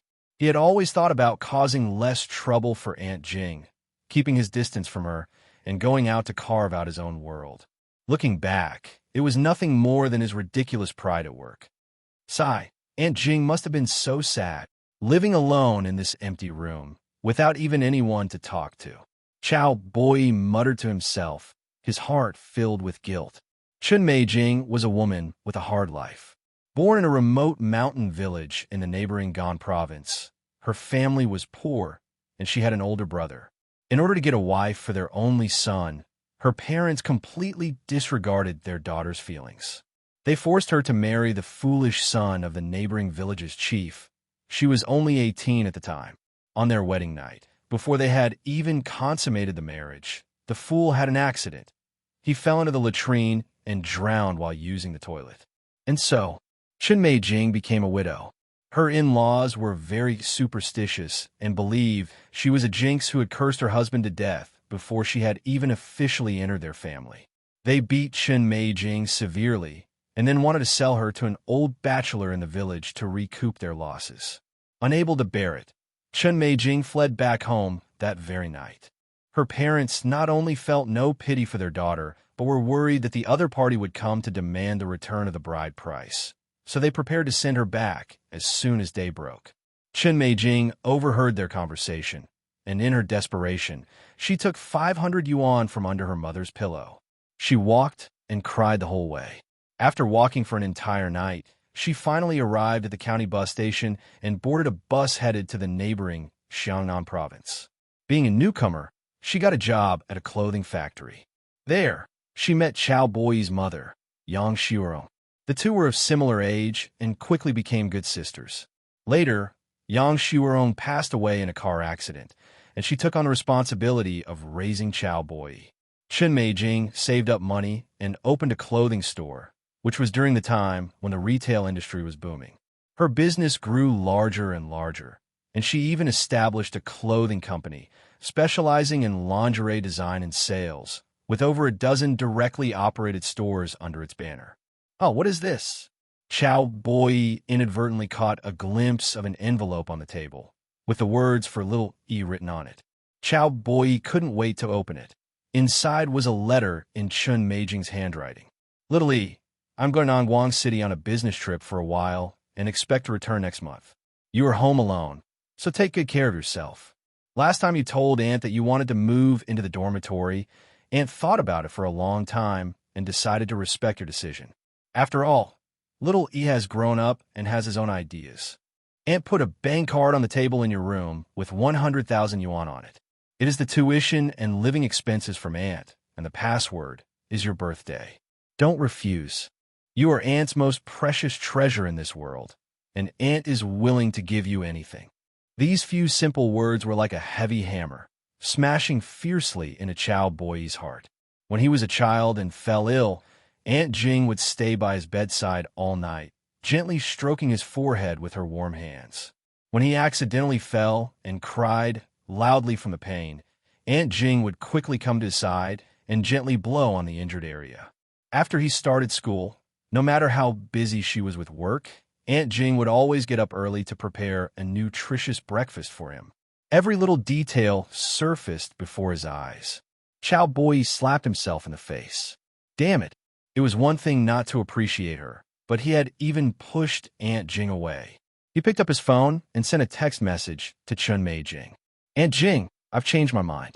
The school is not far from home, and it's more convenient to live at home. Remember to eat on time while you are over there.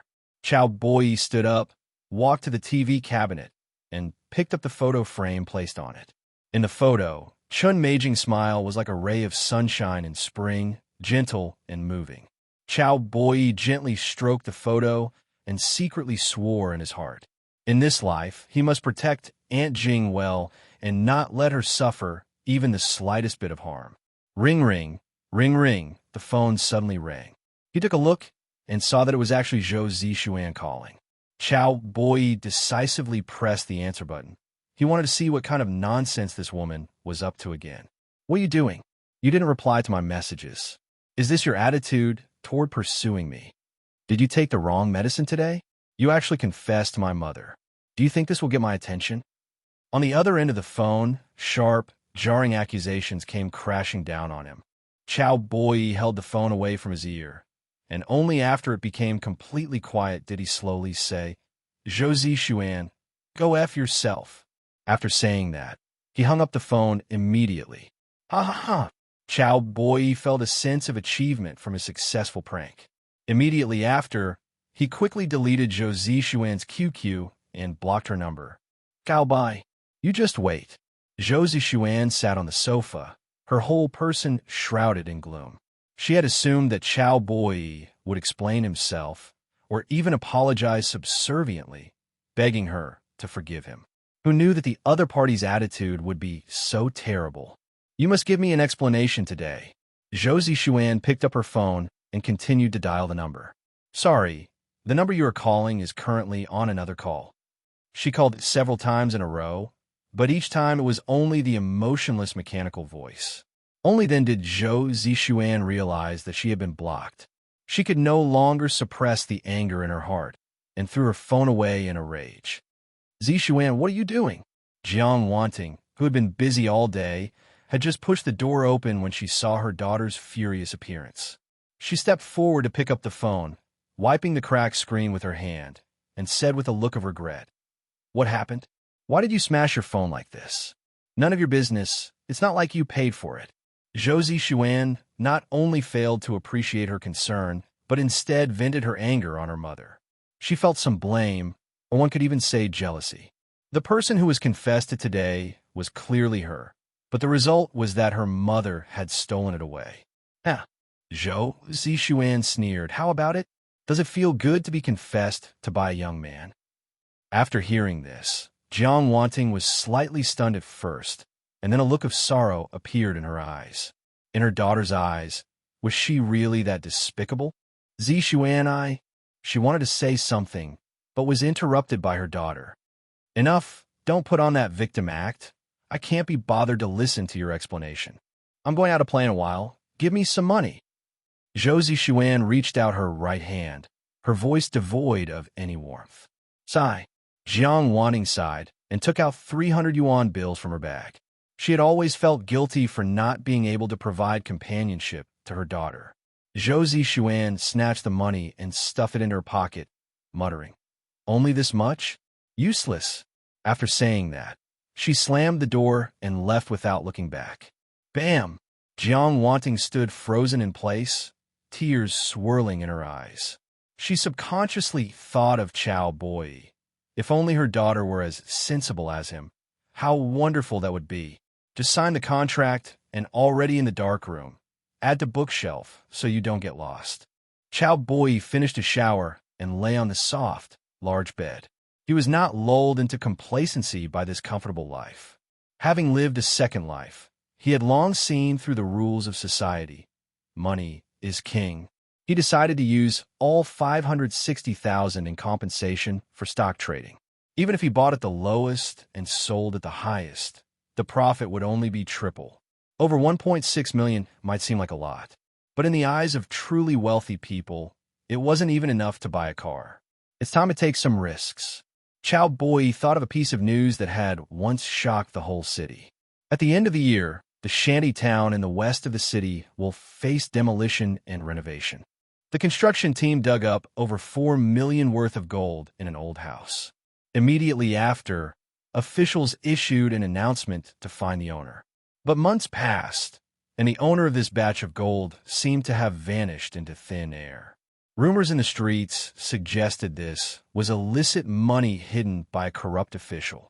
I'll go take a look tomorrow to see if I can get my hands on this money. While thinking, the system notification sound suddenly rang.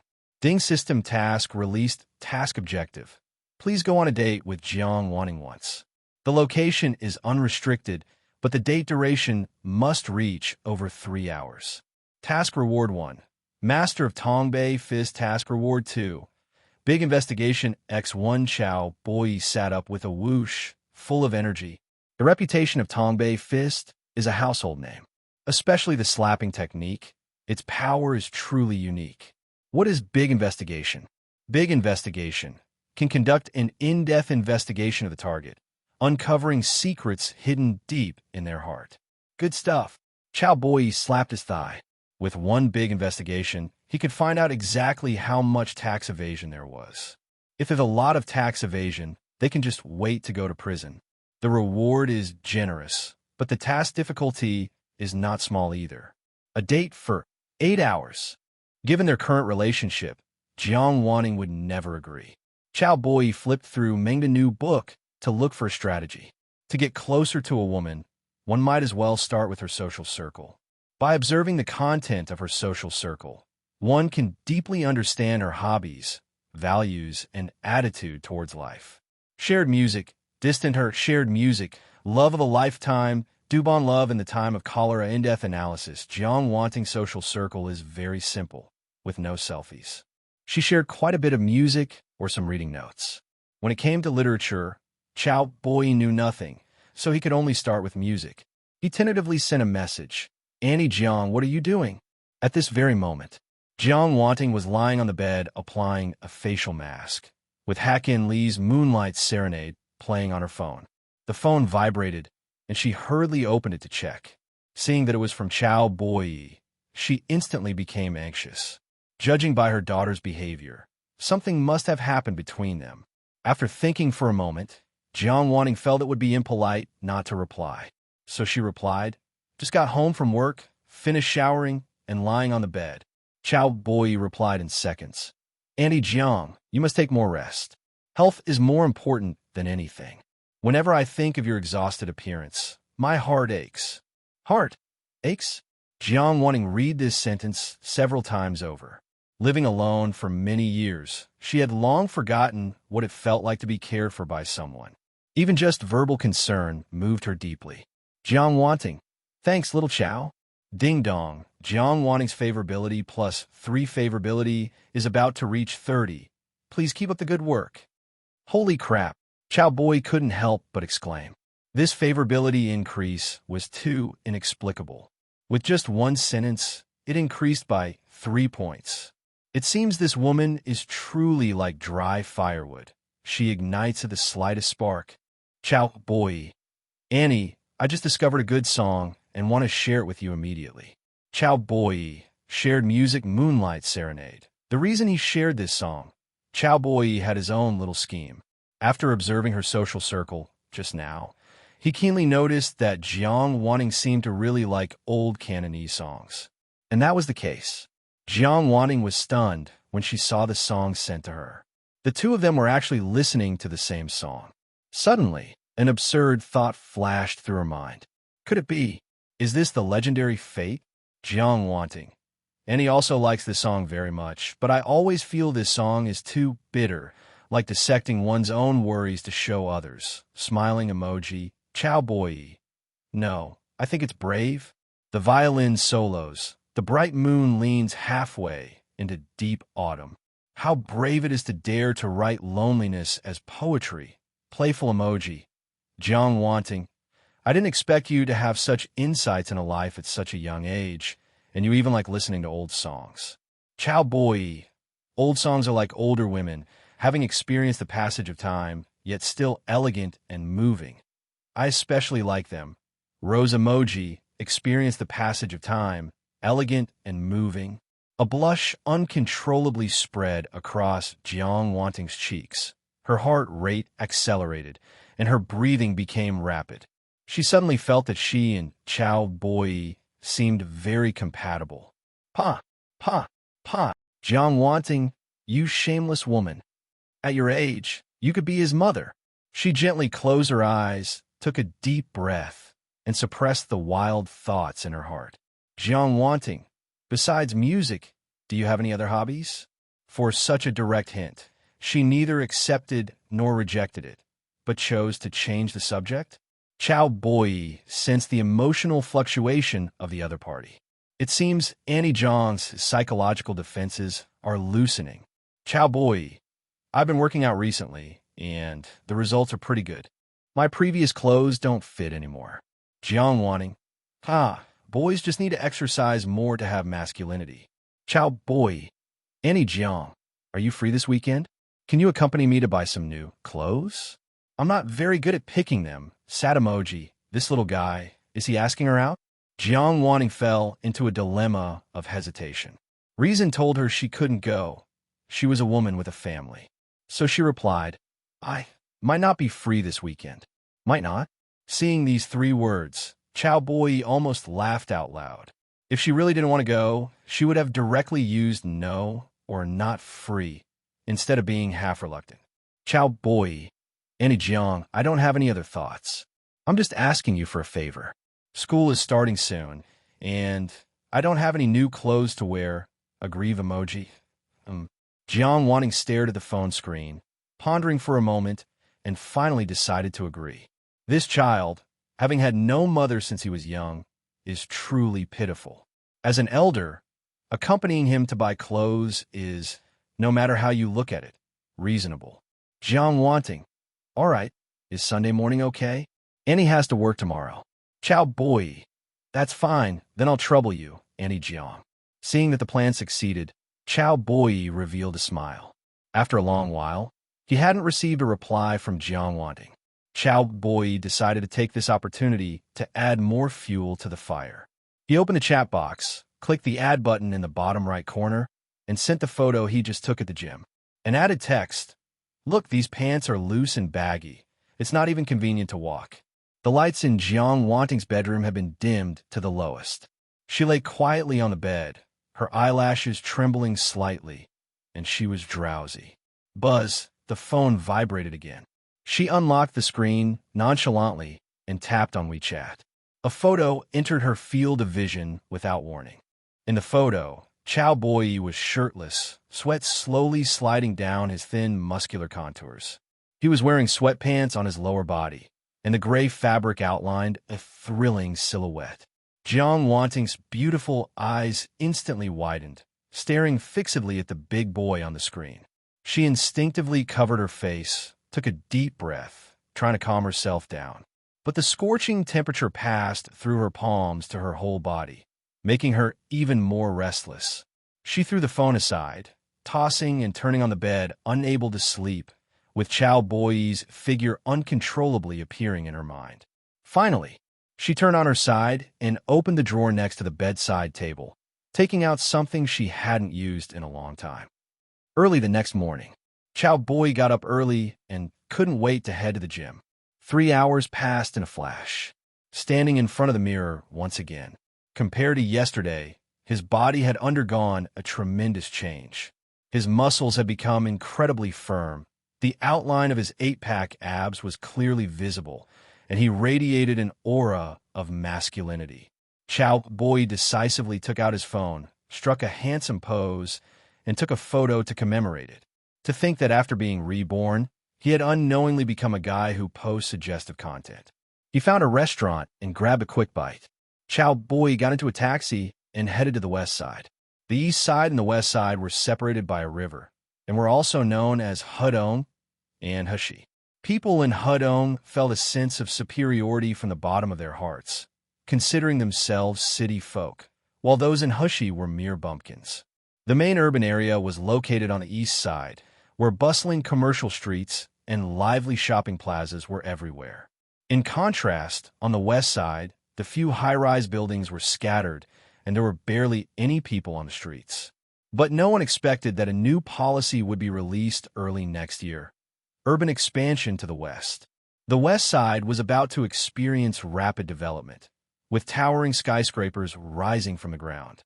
Naturally, Cao Boyi would not let this opportunity slip by.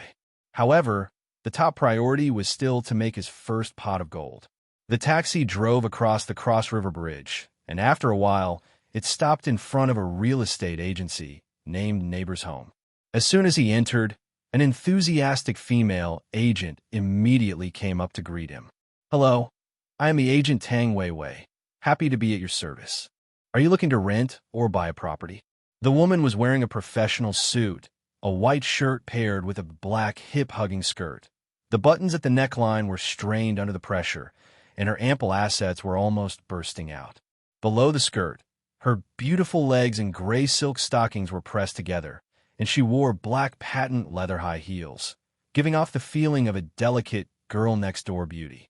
Her looks weren't top tier, but she was genuinely pretty, especially with that gentle air about her eyes and brows. She was every bit a petite young married woman. Name, Tang Weiwei. Height, 162 weight, 45 kilograms age, 30 figure, 94 attractiveness, 87 relationship experience, 3 score, 88 favorability, 10 hello, I'm here to rent a place, Cao Boyi said, getting straight to the point. Are there any rentals in the shanty town across the street? The shanty town? The smile on Tang Weiwei's face froze instantly. This young man looked handsome, but who would have thought he was a pauper? The rent in the shanty town was very low. She wouldn't be able to earn much in commission. Tang Weiwei raised her right hand, wearing a wedding ring, and pointed across the street.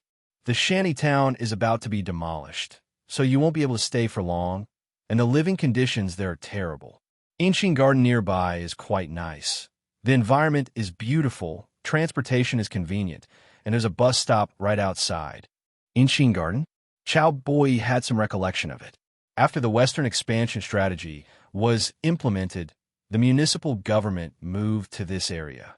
The surrounding supporting facilities were quickly improved. The famous Yajun Middle School and Inkai Elementary School of the future would also be built here. Inxin Garden also became a highly sought-after school district housing area, with property prices soaring several times over. It was a pity he didn't have money in his pocket. Otherwise, property speculation would have been a good choice. No need, miss. Cao Boyi waved his hand. Take me across to have a look. All right, let me get the keys. Tang Weiwei squeezed out a smile, then went to the cabinet and bent over to rummage through it. Perhaps because she had just given birth not long ago, her peach under the tight, hip-hugging skirt was rounded just right. Cao Boyi stood where he was, appreciating the curves of her backside. Found them. Tang Weiwei turned back, and happened to meet Cao Boyi's burning gaze. Her face flushed slightly, and she subconsciously twisted her beautiful legs in gray silk stockings. Sir, let's go. The two crossed the road and stepped into the shantytown. The houses were arranged chaotically, connected by narrow alleys. The sides of the road were piled with debris, old furniture, discarded cardboard boxes, and leftover food emitting a sour smell. Ah! Tang Weiwei suddenly let out a scream. Then, she threw herself into Cao Boyi's arms and held onto him tightly. A rat the size of a slipper darted out from a trash can. The two were pressed tightly together, and Tang Weiwei felt herself being poked by something. Immediately, a flush of red surged onto her face. Heavens! The young man looked refined, but who would have thought he was so well endowed? Thinking of her own pot-bellied husband, Tang Weiwei's eyes instantly dimmed. Almost instinctively, Cao Boyi placed his right hand on her plump peach. Tang Weiwei felt a wave of numbness wash over her entire body, and she immediately broke free from Cao Boyi's embrace. I'm sorry. I'm sorry. The two spoke almost at the same time. The atmosphere instantly became awkward.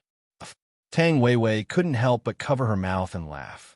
Yo, when you were taking advantage of your big sister just now, why didn't you think about saying sorry?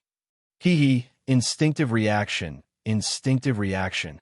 Cao Boyi scratched his head awkwardly. Possessing top-tier acting skills, he portrayed the image of an innocent young man to perfection. Tang Weiwei rolled her eyes at him and said crossly, You look so honest and reliable, but you're actually a lecher. Cao Boyi didn't answer. Instead, he opened the system to check the favorability. Name, Tang Weiwei favorability. 42. Cao Boyi was completely dumbfounded. Perhaps this is what they call, handsome guys always get lucky. It's a pity the score isn't high enough to farm rewards. These properties are all in our company's hands. The layouts are all about the same. They're all 2-bedroom apartments. Tang Weiwei introduced patiently.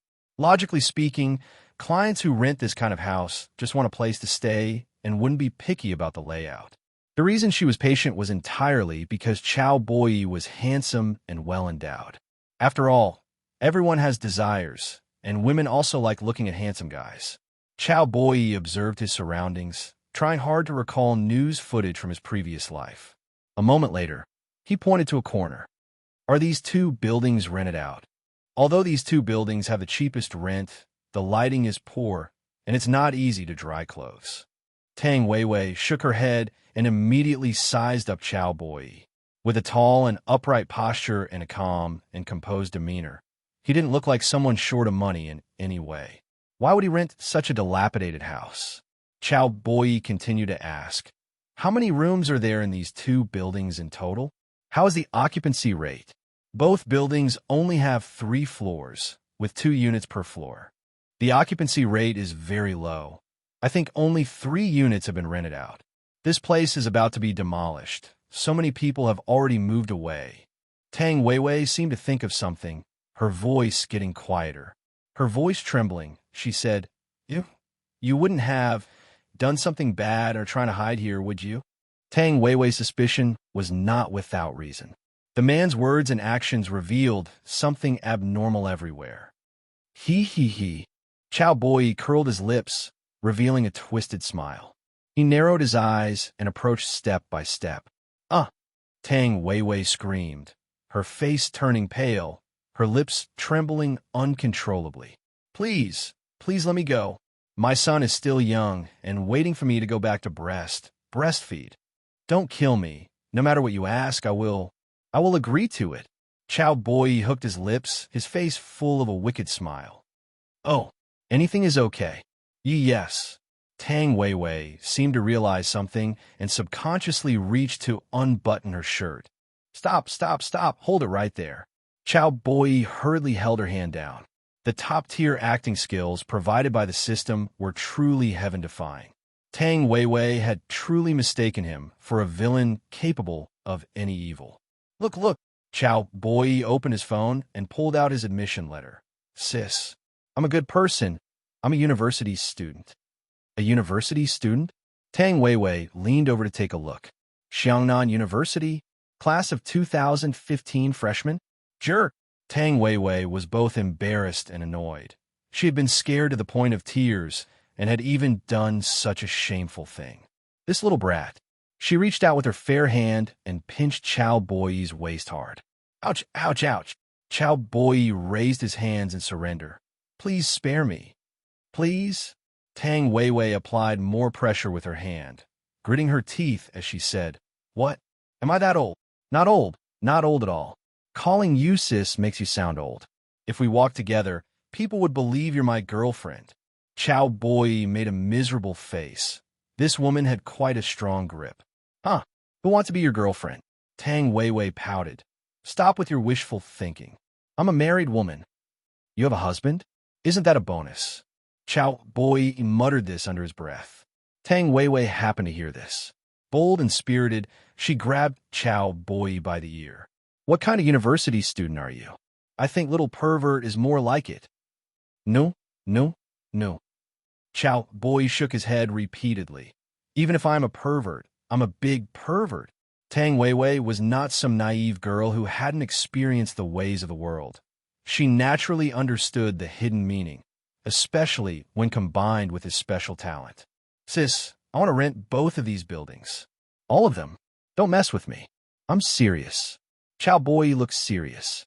He didn't know exactly which room the gold was hidden in, so he had to search floor by floor. That would surely attract attention, so it was better to just rent the entire building.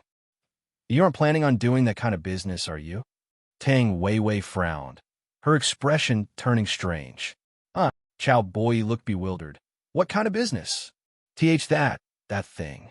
There's a lot of that around here. Tang Weiwei stammered, as if she had some unspeakable secret. It's just the cluck, the natural enemy of a centipede. Cao Boyi nearly choked on his own saliva. So that's what this was about. The woman thought he was a pimp. Stop acting so innocent. Tang Weiwei put her hands on her hips and said sternly, You deliberately chose 2 buildings in the corner and want to rent them both at the same time. If you're not doing that, what else could you be doing? I'm wrong, so wrong. Cao Boyi put on an expression more aggrieved than dough. I'm still just a kid. How could I do such a thing? In this life, he hadn't even attended elementary school. He just hid under the covers and played mobile games. Upon hearing this, Tang Weiwei's eyelid twitched uncontrollably. Really? She bit her red lip lightly, her eyes seeming to shimmer with water. What is the most enchanting thing in the world? Nothing but a young married woman biting her lip. Looking at the alluring young woman before him, Cao Boyi immediately felt motivated. Are you sure you want to rent these 2 buildings? Excluding the 3 rooms already rented out, there are exactly 9 rooms left. The rent for each room is 500 yuan a month. It's not cheap when you add it all up. Tang Weiwei raised an eyebrow, confirming again. She couldn't understand why a university student would take several thousand yuan and, instead of going on dates, run to a shantytown to rent a bunch of dilapidated houses. Can I do a short-term lease? I only need a rent for 1 month. Of course, this area is about to be demolished, so the tenants have long since run off. It's the landlord's lucky day if they can even rent these out now. The landlord? Cao Boyi hurriedly asked. Who is the landlord? These 2 buildings, including that one over there, all belong to the same landlord. Tang Weiwei pointed to a house not far away. The landlord has been abroad for a long time and entrusted the management of the properties to an agency years ago. Once the demolition is finished, won't he be an overnight success? Cao Boyi joked with a smile. He pondered about the landlord Tang Weiwei mentioned. Could the gold be hidden here by him? If the other party found out he stole the gold, would it cause any trouble?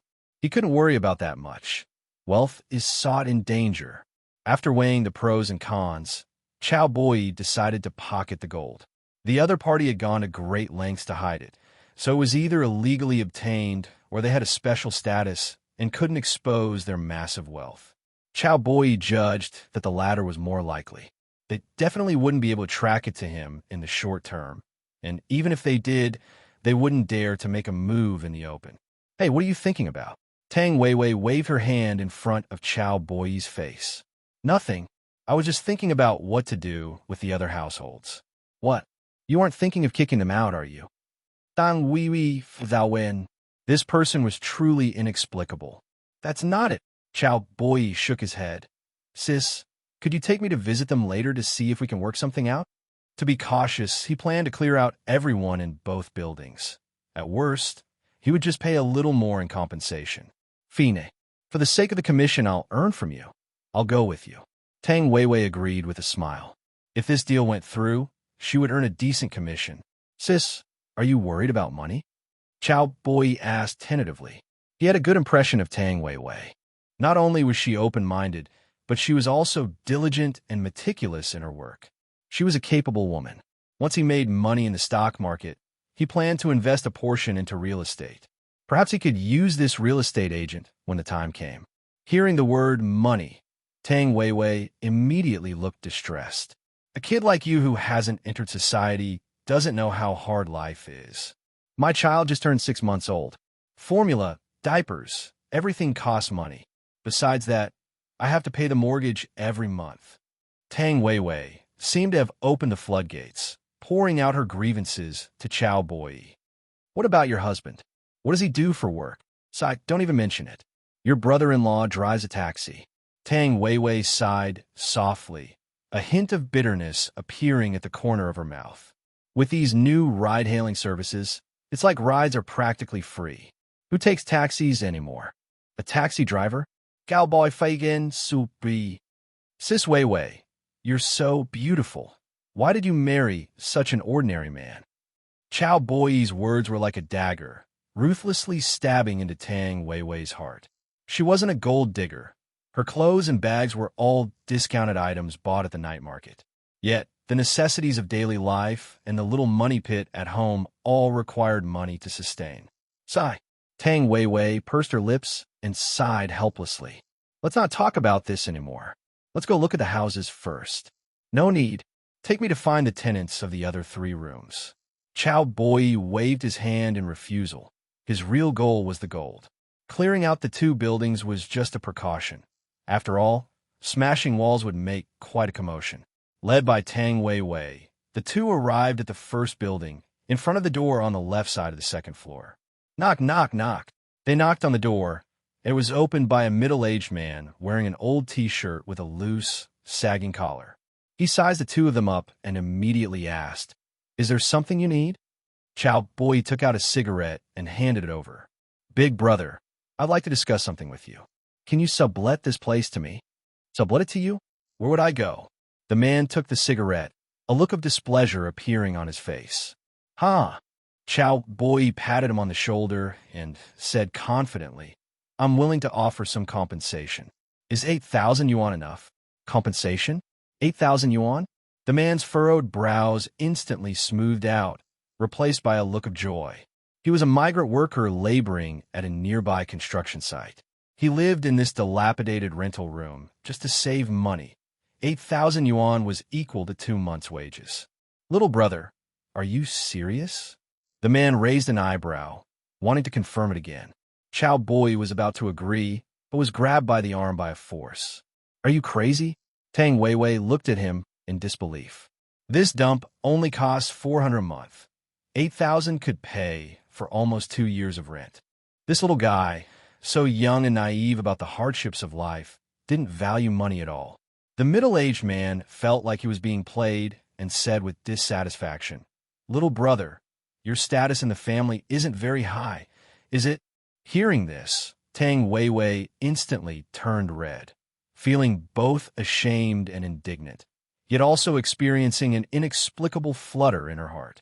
You have to realize, she had just given birth not long ago and was still a nursing mom who hadn't even finished her lactation period.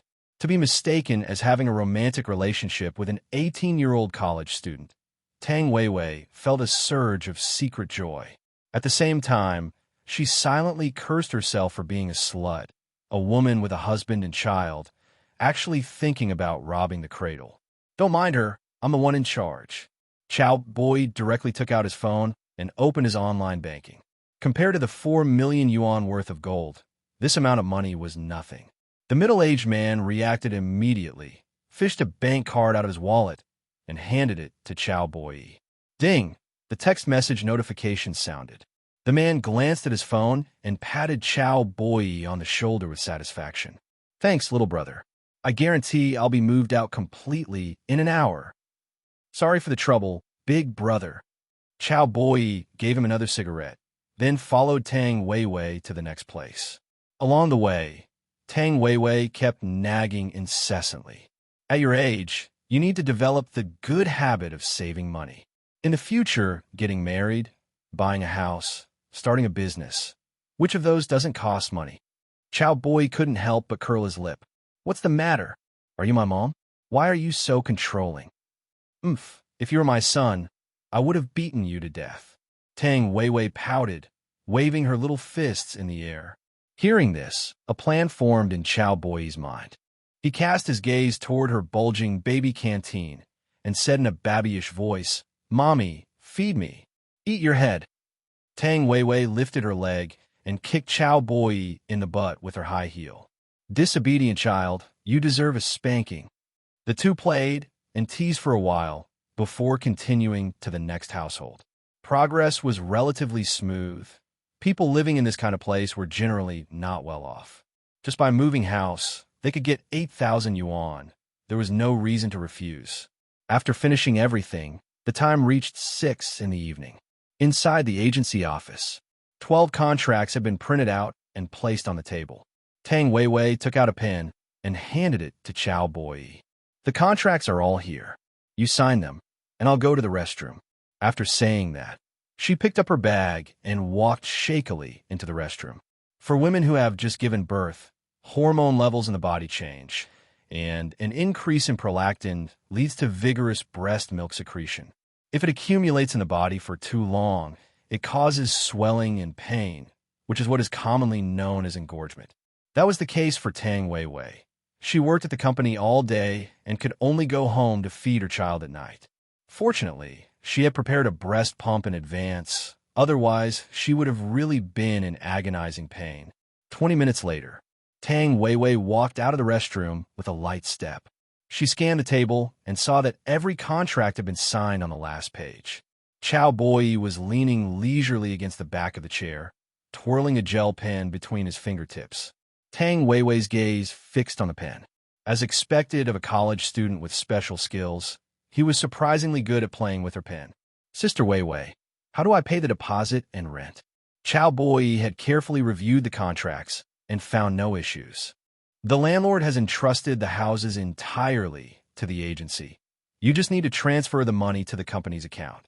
Tang Weiwei placed a piece of paper with the card number and bank information on the table.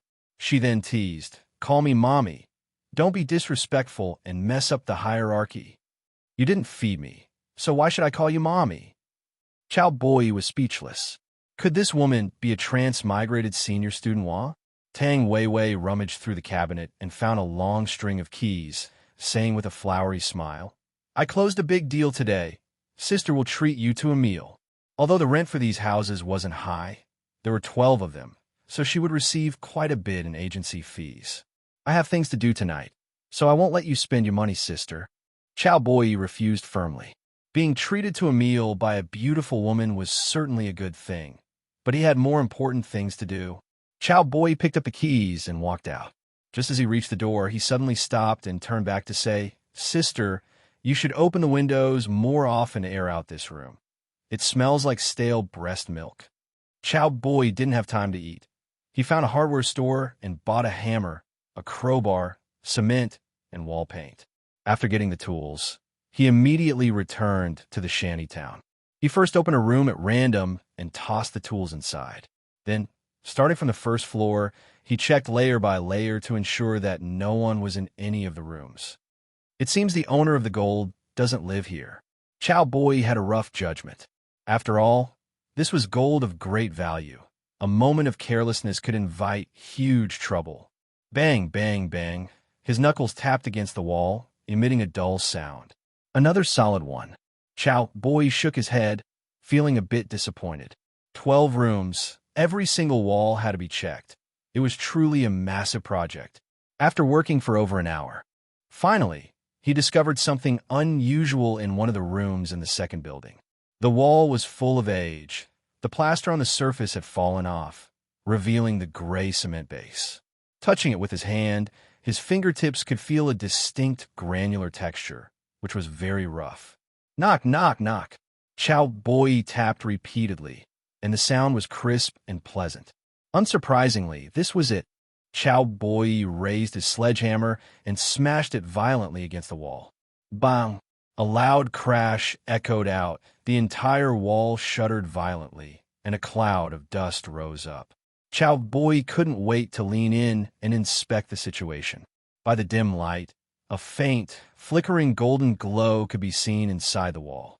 He carefully brushed away the surrounding broken bricks, and bars of gold, neatly stacked one by one, suddenly appeared before his eyes. Phew! Cao Boyi took a deep breath, his heart rate suddenly accelerating. In his past life, as a top enforcer for the Dihao Group, he naturally wasn't short on money. But it was all just US dollars in bank accounts or USDT in cold wallets. Nothing more than strings of numbers. It couldn't compare to the visual impact of gold. Cao Boyi took the gold out piece by piece and laid it on the ground. No logo, no serial number. It'll be very easy to fence this for cash. Cao Boyi felt a surge of joy. It seemed the previous owner had been well prepared. What a pity, it all ended up benefiting him in the end. After thinking it over, Cao Boyi decided to sell the gold tonight to avoid any complications. He took out a black plastic bag he had prepared beforehand and casually gathered some from the golden mound, stuffing them inside. Weighing it in his hand, it was about 6 kilograms. Based on current gold prices, this bag was worth around 1.4 million. It's far too little compared to future prices. Cao Boyi looked regretful. The gold price 10 years from now would be more than 3 times higher than it was now. However, he had no intention of speculating on gold. The rate at which this stuff appreciated was just too slow. He hailed a taxi, tossed the driver 200 yuan bills, and told him to drive toward Hedong, just anywhere. Night had already fallen, but the streets were still bustling with people, lively and vibrant. Cao Boyi watched out the window, and when the car passed a pawn shop, he shouted, "Driver, pull over." He got out of the car and looked up. A sign reading Jutsai Pawn Shop came into view, with 2 lines of small text written below it. Buying precious metals, luxury bags and watches, fine wines, car and real estate mortgage services, Cao Boyi swaggered inside. In this era of lax regulation, it wasn't difficult to offload over $1 million in gold. Many pawn shops even made their business out of fencing stolen goods. The owner was a middle-aged man around 40, sporting a shiny, bald head. Seeing a customer enter, the bald man quickly stepped forward and asked with a smile, "Boss, how can I help you? Do you buy gold? I want to sell a batch of gold." Cao Boyi looked calm as he casually placed the black plastic bag on the table. Clang! Hearing the heavy sound, the bald man was instantly intrigued. He poured a cup of tea, took a pack of Tianxia cigarettes from his case, and said politely, "Brother, what kind of trouble have you run into? It's not often I see someone selling this much gold at once." The bald man could run a pawn shop like this, so he was naturally no naive fool. Most people speculating on gold-bought futures, which could be traded freely online at any time. People like Cao Boyi, who held a large amount of physical stock, were often not quite clean.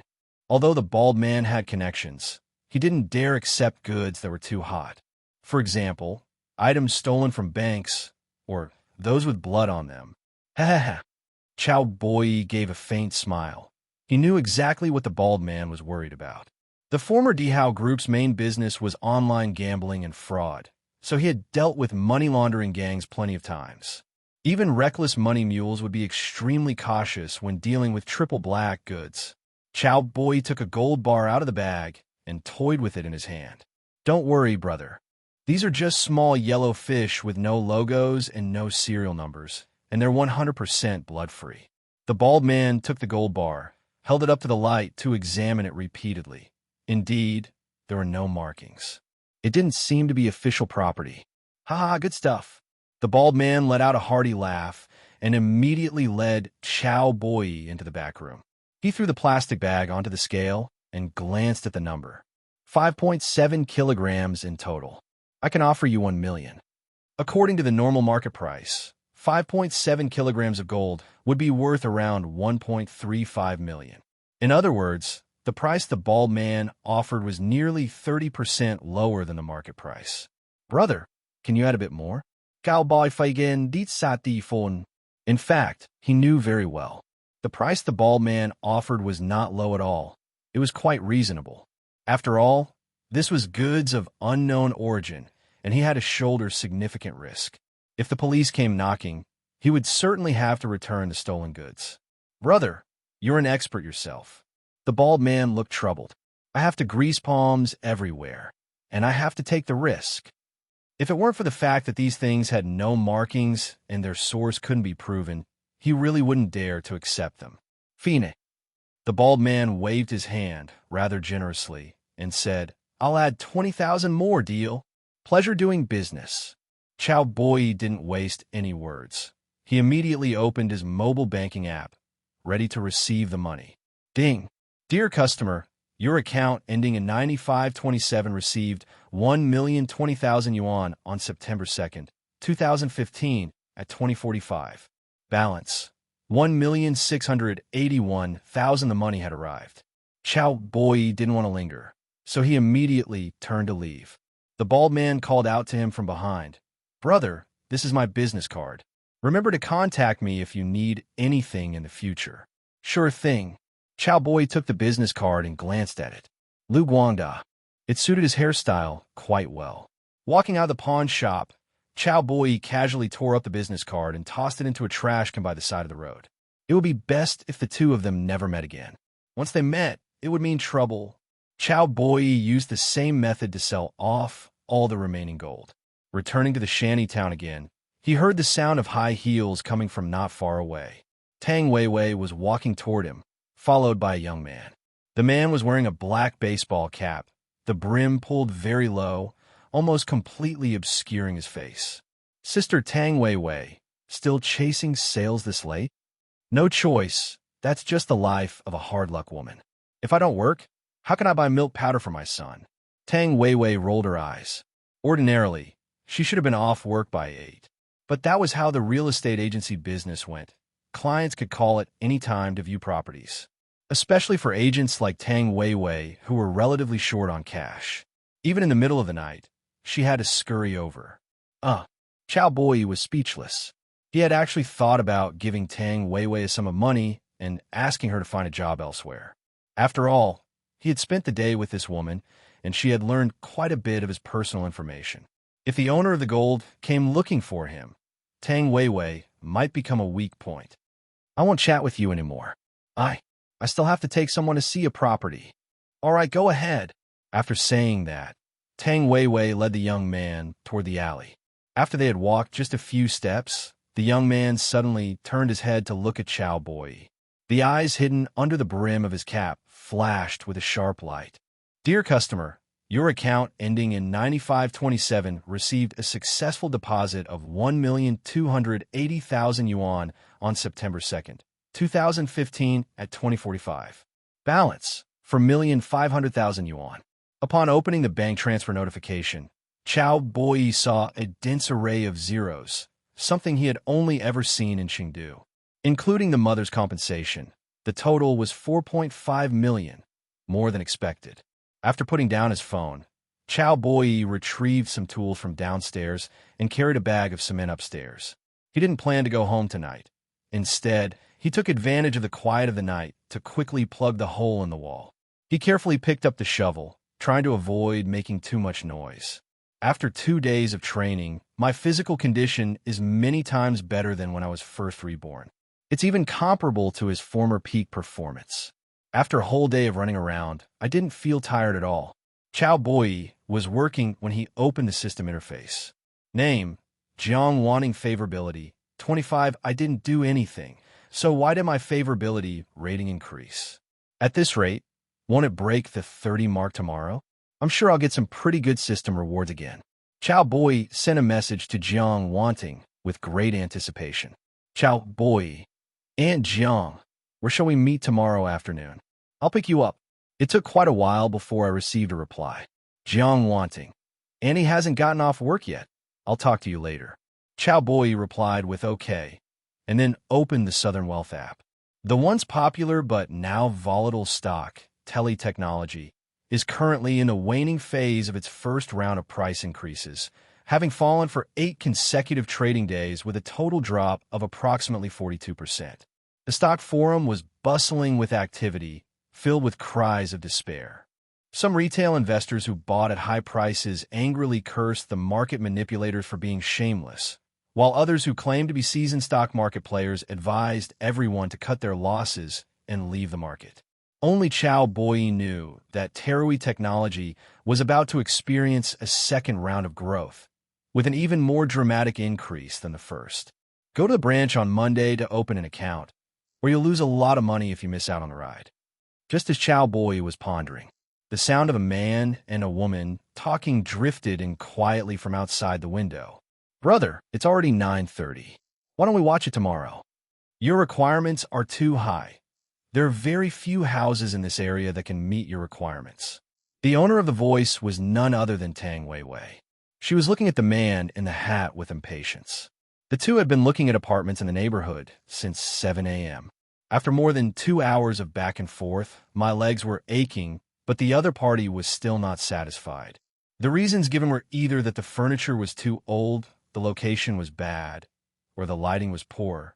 Cao Boyi couldn't help but sigh. Working so late into the night to make money, that's really dedicated. But thinking about it, it makes sense. This is how ordinary people live their lives, busy and constantly on the go, just to make a living. Fortunately, I am a reborn person. Even without systematic help, you can make some investments or do some business and never have to worry about money for the rest of your life. Cao Boyi opened Baidu and searched for, what should I do on a first date with a girl? Private cinemas, haunted houses, electric waterbed rooms. A wide variety of things, you name it. Let's take it one step at a time. Cao Boyi stared at the ceiling, a hint of anticipation in his heart. In his previous life, he had been in temporary relationships with many women, but he had never had a serious romantic relationship.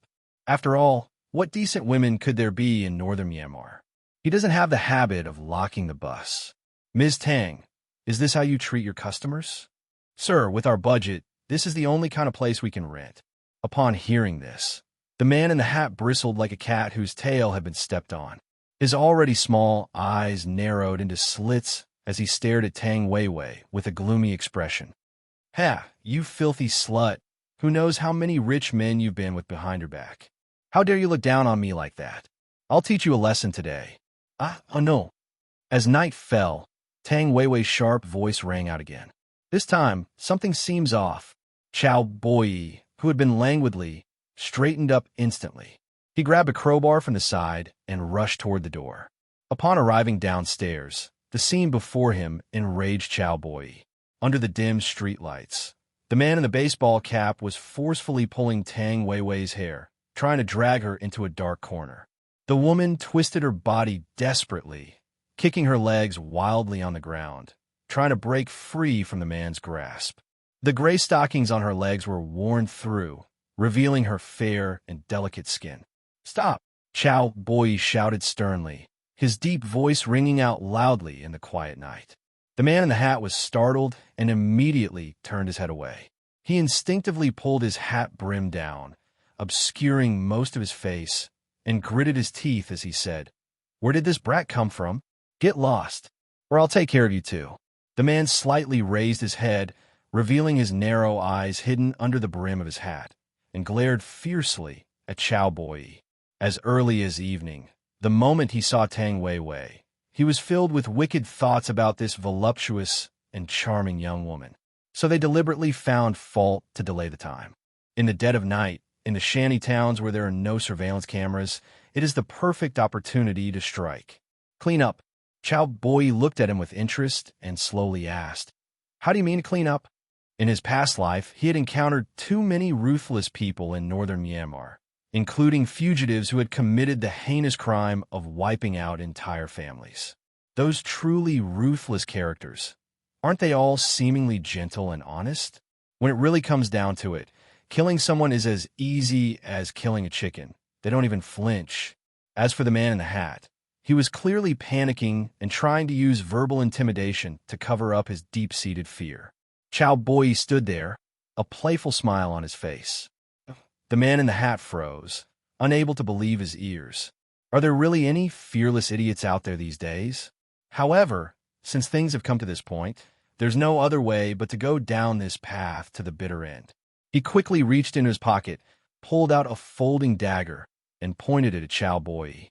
"Get lost, or I'll kill you." The moonlight shone on the dagger, giving it a cold, sharp gleam. Chow, run. He has a knife. Protect yourself, and go call the police immediately." Tang Weiwei screamed at the top of her lungs, her eyes hidden beneath her disheveled hair, revealing a resolute determination. The man in the hat has a weapon. If Cao Boyi stays, he'll just get himself killed. He'd better protect himself first. She didn't want to implicate this young student with a bright future. Cao Boyi raised an eyebrow, quite surprised. When disaster struck, instead of morally blackmailing himself, he prioritized running away. Compared to those little fairies of later generations who falsely accused their rescuers of molestation after being saved, she is tens of thousands of times better. He couldn't help but think more highly of this woman. Cao Boyi gave the woman a reassuring look. "Sis, don't worry, I can handle this guy." Upon hearing this, the man in the hat glared angrily. To be so belittled by a mere youth is an insult to his status as a criminal. First, cripple this meddlesome brat, then flaunt this snobbish woman in front of him. "You little beast, die." The man in the hat narrowed his eyes, raised his dagger, and charged forward. Cao Boyi seized the opportunity, suddenly shifting his body to the side to dodge the oncoming dagger. Immediately afterwards, he swung the crowbar and struck the man in the hat precisely on the wrist. Clang! The dagger fell to the ground. Cao Boyi pressed his advantage, delivering a powerful punch that slammed into the bridge of his nose. A blood-curdling scream rang out, and the man in the hat immediately started bleeding from his nose, collapsing backward. They completely lost the ability to resist. Nevertheless, Cao Boyi still had no intention of letting him off the hook. Instinctively, he grabbed a crowbar and was about to smash it down on his head. Tang Weiwei never dreamed that the boy would have such skills, subduing the thug in the blink of an eye. However, she quickly noticed Cao Boyi's hand movements and hurriedly hugged his waist from behind. "Stop! This will cause a death." Feeling the soft touch on his back, Cao Boyi gradually regained his senses. This is China, not northern Myanmar. He threw away the crowbar and kicked the man in the groin. Bad deeds must be punished. Wow, that scared me to death. If it weren't for you, I would have been humiliated. Thinking about what had just happened, Tang Weiwei couldn't help but burst into tears. It's okay. Everything is over. Call your brother-in-law right away and ask him to come pick you up. Cao Boyi offered a few words of comfort, then immediately took out his phone and called the police. Tang Weiwei then called her husband. Beep, beep, beep. Sorry, the number you dialed is currently switched off. Please try again later. I called several times in a row, but all I got in response was a cold, mechanical voice. My husband has been working the night shift lately. He's probably driving right now. She put her hands on her knees, her eyes full of disappointment. Despite her outgoing personality, she is a traditional woman. Otherwise, with her husband's abilities, he wouldn't have been able to keep such a beautiful wife. As for being quite outspoken, real estate agents make a living by talking. How can they convince clients if they're not good at talking? Woo-woo. The police car came to a steady stop at the entrance of the shanty town, and two men in hats got out, carrying weapons. Did you call the police? The uncle in charge asked. They received a call from the command center informing them that someone was committing a knife attack in their jurisdiction, and they rushed over immediately. He tried to rape me. Tang Weiwei pointed to the man in the hat lying on the ground, then looked at Cao Boyi. He saved me. Okay, we have a general understanding of the situation. Please come with me to the station to make a statement. The two uncles did not doubt the victim's words. Cao Boyi already possesses an innocent-looking face, coupled with top-notch acting skills. They practically had "I am a student" written all over their faces. The five of them got into the police car and soon arrived at the police station. After facial recognition, the man in the hat was quickly identified. This guy is a repeat offender. He was sentenced 6 years ago for coercion and was only released from prison last year. But old habits die hard, and he's committed another crime recently. The statement was taken quickly, and the two left the police station before midnight. Sister Weiwei, have you contacted your husband yet? When is he coming to pick you up? Cao Boyi squatted on the curb, smoking. He never imagined that the story of the boy who cried wolf would happen to him. The two were playing cosplay in the afternoon, and then they ran into real thugs in the evening. He might not be able to come, Tang Weiwei said weakly, carrying her bag. I just called my husband a few more times, but his phone was either off or I couldn't get through. She was disappointed, but also somewhat worried. It's the middle of the night. I hope something has happened to my husband. Thinking of this, Tang Weiwei unconsciously covered her face with her hands and began to sob. She's a woman too, and when faced with something like this, her instinct is to lean on a man's shoulder. But her husband failed to appear by her side immediately. Seeing this scene, Cao Boyi squatted down and hugged her. Don't be afraid. I'll take you home. Feeling the man's broad chest, Tang Weiwei relaxed completely. All the grievances, fears, and anxieties gradually dissipated in this warm embrace. Name: Tang Weiwei. Favorability: 59. Looking at the system interface, Cao Boyi couldn't help but sigh. Indeed, the most touching thing for a woman in this world is a hero rescuing a damsel in distress. Feeling the soft, warm fragrance of the jade in his arms, Cao Boyi felt a surge of lust rising within him, instantly transforming into Murphy.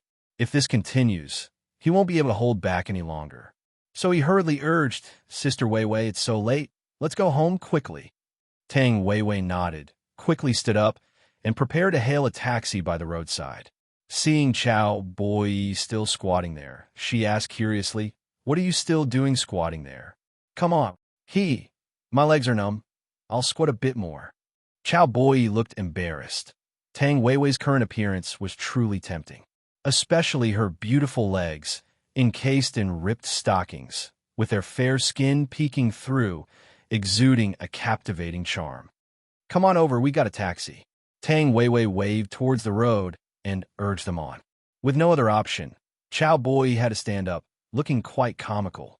All right, come over here, Tang Weiwei said casually. I'm a mother now. What haven't I seen? Don't be shy in front of me. Cao Boyi thought to himself. Anyway, I'm not the one who's going to suffer a loss. So he gave an okay sign and immediately straightened up. The next second, Tang Weiwei was completely stunned. Her mouth was wide open, as if something had been stuffed into it, and her face was full of shock. Oh my God, this skill was even more powerful than she had imagined. Sitting in the taxi, Cao Boyi received a message from Jiang Wanting.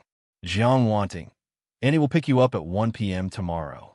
She truly lives up to her mature woman reputation. She's much more considerate and caring than younger girls. If it were Zhou Zishuan, I'd be incredibly grateful if she didn't make me wait downstairs for an hour or two. Cao Boyi immediately sent his location and received a reply shortly afterward. Okay, get some rest. Good night, Aunt Jiang. As the two said good night to each other, the taxi arrived at its destination, Hongya residential area. The residential area is very close to Tang Weiwei's workplace, only a 10-minute drive away. It's not a high-end building, but it's still an elevator building. Thump!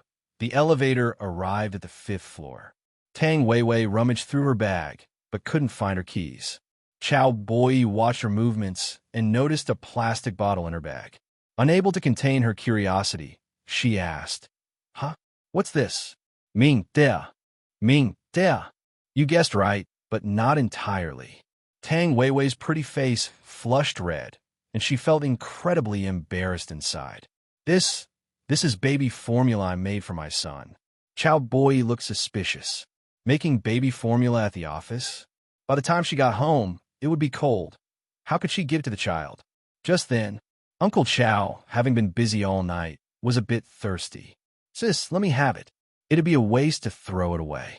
Cao Boyi smacked his lips and reached out to take it. No, no. Tang Weiwei's face was so red, it looked like it was about to bleed. Did this kid really not understand, or was he pretending? Was he pretending not to know on purpose, just to tease her? In fact, Tang Weiwei was overthinking it. In his past life, Cao Boyi had never even been in a relationship, let alone had children. So how could he know about these things? No. Cao Bai Dao Wen. This woman was being too stingy. He had saved her, yet she wouldn't even share some milk with him. Give it here.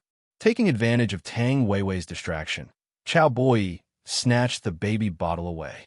He twisted off the cap, tilted his head back, and gulped it down. Gulp, gulp. His Adam's apple bobbed as the warm, sweet liquid slowly spread across his lips and teeth. In no time, the milk in the bottle was completely finished. Ah, refreshing. Cao Boyi let out a long breath, sighing with satisfaction. The world seemed to stand still at that moment. Tang Weiwei stood there stunned, as if she had been electrocuted. He actually finished it. It's just a bottle of milk. Does that look really necessary? I'll get your son a tin of imported formula tomorrow as a welcome gift from his uncle. Cao Boyi licked the remaining milk from the corner of his mouth, not feeling that there was anything wrong with it at all.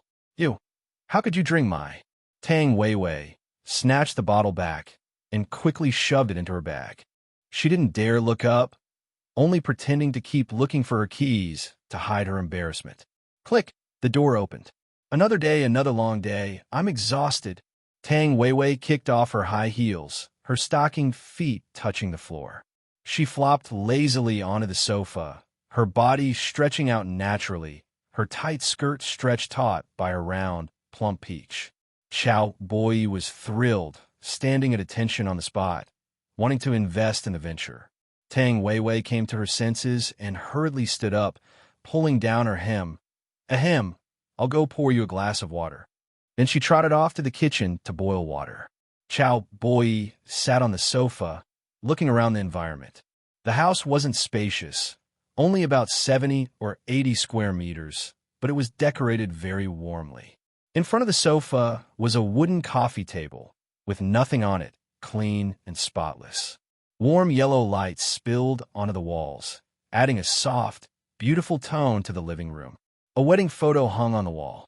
The woman in the photo was stunning, a sweet smile on her lips, while the man beside her wore glasses and looked gentle and refined. The two snuggled together, and happiness seemed to be overflowing from the photo. Oh, what are you looking at? Tang Weiwei placed the teacup on the table and said with a smile, How is it? Is your brother-in-law handsome? He's certainly quite handsome, but compared to me, he's still a bit lacking. Pfft. Shameless. Tang wee wee gulat at Cao Boyi. Her husband used to be a real looker, the type that women would stare at when walking down the street. However, it had been different since they got married. His weight had ballooned, and he had become fat and greasy. Most importantly, there were also some problems in that area. Sister Wei Wei, where's your son? I'm working overtime tonight. My son was picked up by his grandma. Tang Wei Wei looked a bit desolate. Because of this job, she didn't have much time to spend with her child. Cao Boyi checked his phone, preparing to leave. Sis, it's getting late. I'll head out now. Get some rest early. Okay. Thank you so much for today. I'll definitely treat you to a meal another day. Be safe on the way, and send me a message when you get home. Tang Wei Wei swayed to the door, wanting to see Cao Boyi out. Ring-a-ling, ring-a-ling. The phone suddenly rang. Tang Wei Wei took out her phone and checked the caller ID. It was an unfamiliar landline number. After a moment of hesitation, she pressed the answer button. Hello? Who is this? Hello? Is this Ms. Tang Wei Wei? I am Officer Chun from the Chengnan branch. A man's serious voice came through the phone. Officer Chun. Tang Wei Wei hung up without hesitation. She thought, are scammers these days really this dedicated? They don't even rest in the middle of the night. Ring-a-ling, ring-a-ling. Before it had been quiet for 3 seconds, the phone rang again. Tang Wei Wei was a bit angry, picked up the phone, and said unhappily, Are you annoying or what? Keeping up with the harassment calls in the middle of the night. There was silence on the other end, and then the man's voice came through again. Are you Ms. Tang Wei Wei, the wife of Wang Zijian? Hearing her husband's name, Tang Wei Wei's mind went blank instantly. Her legs went weak, and her body began to tremble uncontrollably. She hadn't been able to reach her husband, and receiving a call from the police at this time filled her with an ominous feeling. Cao Boyi noticed something was wrong and quickly stepped forward, holding the woman steady. It's me. May I ask, what happened to my husband? Tang Wei Wei was so anxious she was about to cry. Many terrible images flashed through her mind. Was it a car accident? Or did he run into a robber? Her child was still so young. What would she do? Ms. Tang, your husband, Wang Zijian, is suspected of soliciting prostitutes and has been detained by us in accordance with the law. Please come to the Chengnan branch tomorrow. The police officer's words were like a thunderbolt in a clear sky, exploding in her ears. No, that's impossible. You must have made a mistake. Tang Wei Wei shook her head desperately, unwilling to believe the man's words. Ms. Tang, we only make arrests when we have conclusive evidence. We hope you will cooperate with our work. After the police officer finished speaking, he hung up. Tang Wei Wei stood there blankly, her phone dropping to the floor with a clatter. Her worldview completely collapsed. Her husband, who seemed so honest and reliable, would actually do such a thing. Grief turned into fury, burning fiercely in her heart. For the sake of this family, she had rushed back to work before even finishing her postpartum recovery, leaving early and returning late every day, exhausted to the point of death, even nearly being raped. After sacrificing so much, all she got in return was her husband's betrayal. Why treat me this way? Am I not good enough, not pretty enough? You had to go outside and find those loose women. Tang Wei Wei Zhao Hose Li. Seeing the woman losing control of her emotions, Cao Boyi held her tighter, fearing she might fall. Sis, what are you spouting nonsense for? Look at your face and figure. You could definitely mesmerize a whole crowd of men. Leaving a beauty like you alone in an empty room to go out and find those dirty women, he must have water in his brain. Cao Boyi frowned, looking as if he were ready to champion her cause. Tang Wei Wei wiped away her tears and said with a serious expression, Are you telling the truth? Is your sister pretty? I swear to heaven, not a single lie. Cao Boyi said firmly. Good. Tang Wei Wei seemed to have made a decision in her heart. She lifted her eyes slightly, looking at Cao Boyi with a look that was half smile. Wait for me on the sofa. Sis has a surprise for you. After saying that, she went to the bathroom to take a shower, then lowered her head and returned to the master bedroom. Closing the door with a bang, Cao Boyi sat on the sofa, a cigarette dangling from his mouth, quietly waiting for the surprise to come. 20 minutes passed. With a creak, the bedroom door opened. Cao Boyi looked up at the sound and was instantly stunned. Tang Weiwei stood in the doorway, wearing a pure white wedding dress. The dress was a strapless style, revealing her fair collarbones and deep cleavage, with layers of lace ruffles that looked as light as clouds.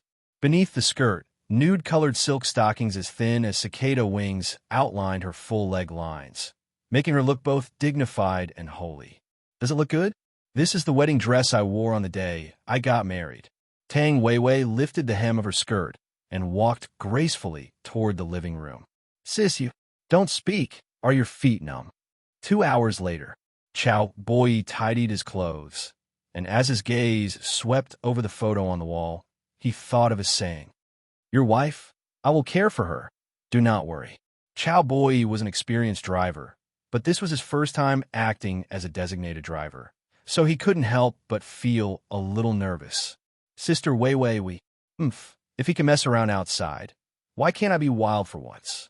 Don't worry, I won't latch onto you. Tang Weiwei revealed a satisfied smile and dragged her exhausted body back to the bedroom. Her husband was a refined man, while Cao Boyi was a brute. She found it hard to adapt for a moment. Extinguishing his cigarette, Cao Boyi gently pushed open the bedroom door and saw that the woman was already fast asleep.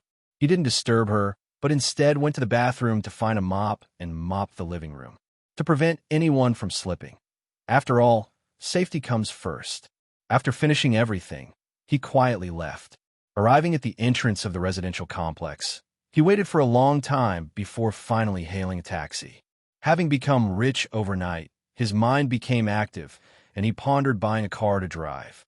Always taking taxis was, in the end, inconvenient.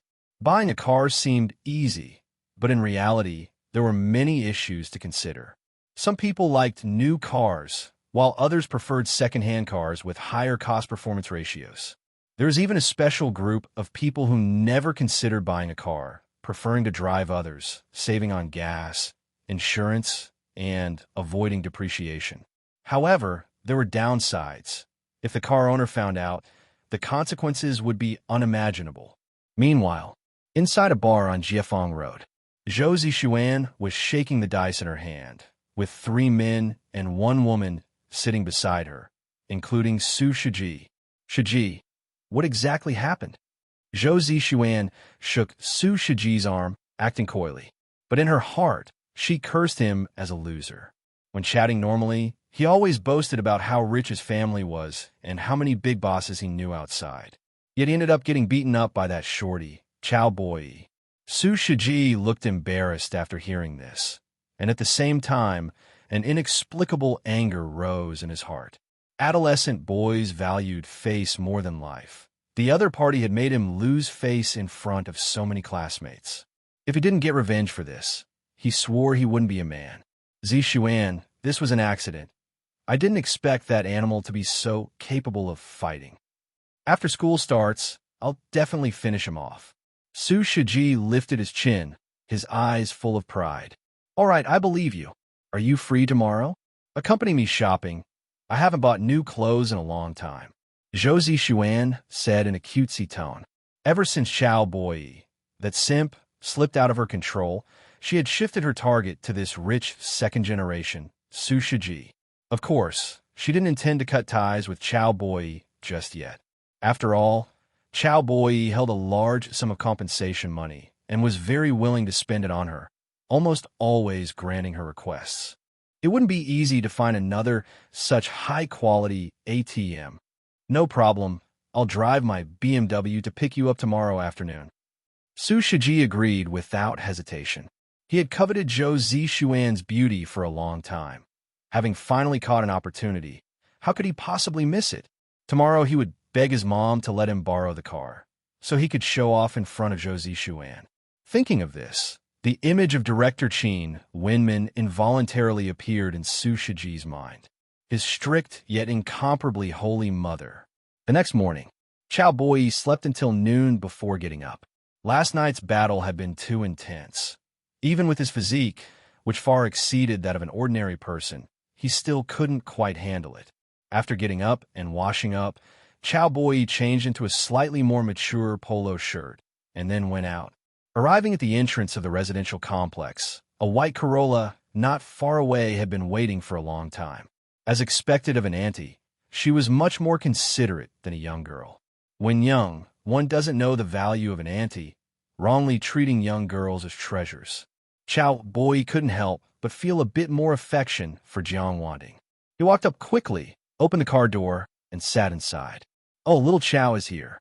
Jiang Wanting was applying lipstick and was startled by the sudden movement. "I'm sorry, Auntie Jun. I kept thinking about seeing you sooner, so I was a bit impatient." "It's okay."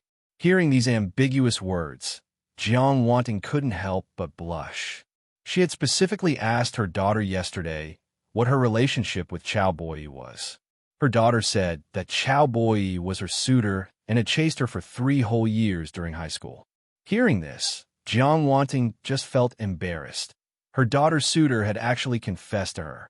What kind of situation was this? So she decided that today she would properly educate Cao Boyi. He couldn't continue to be wrong.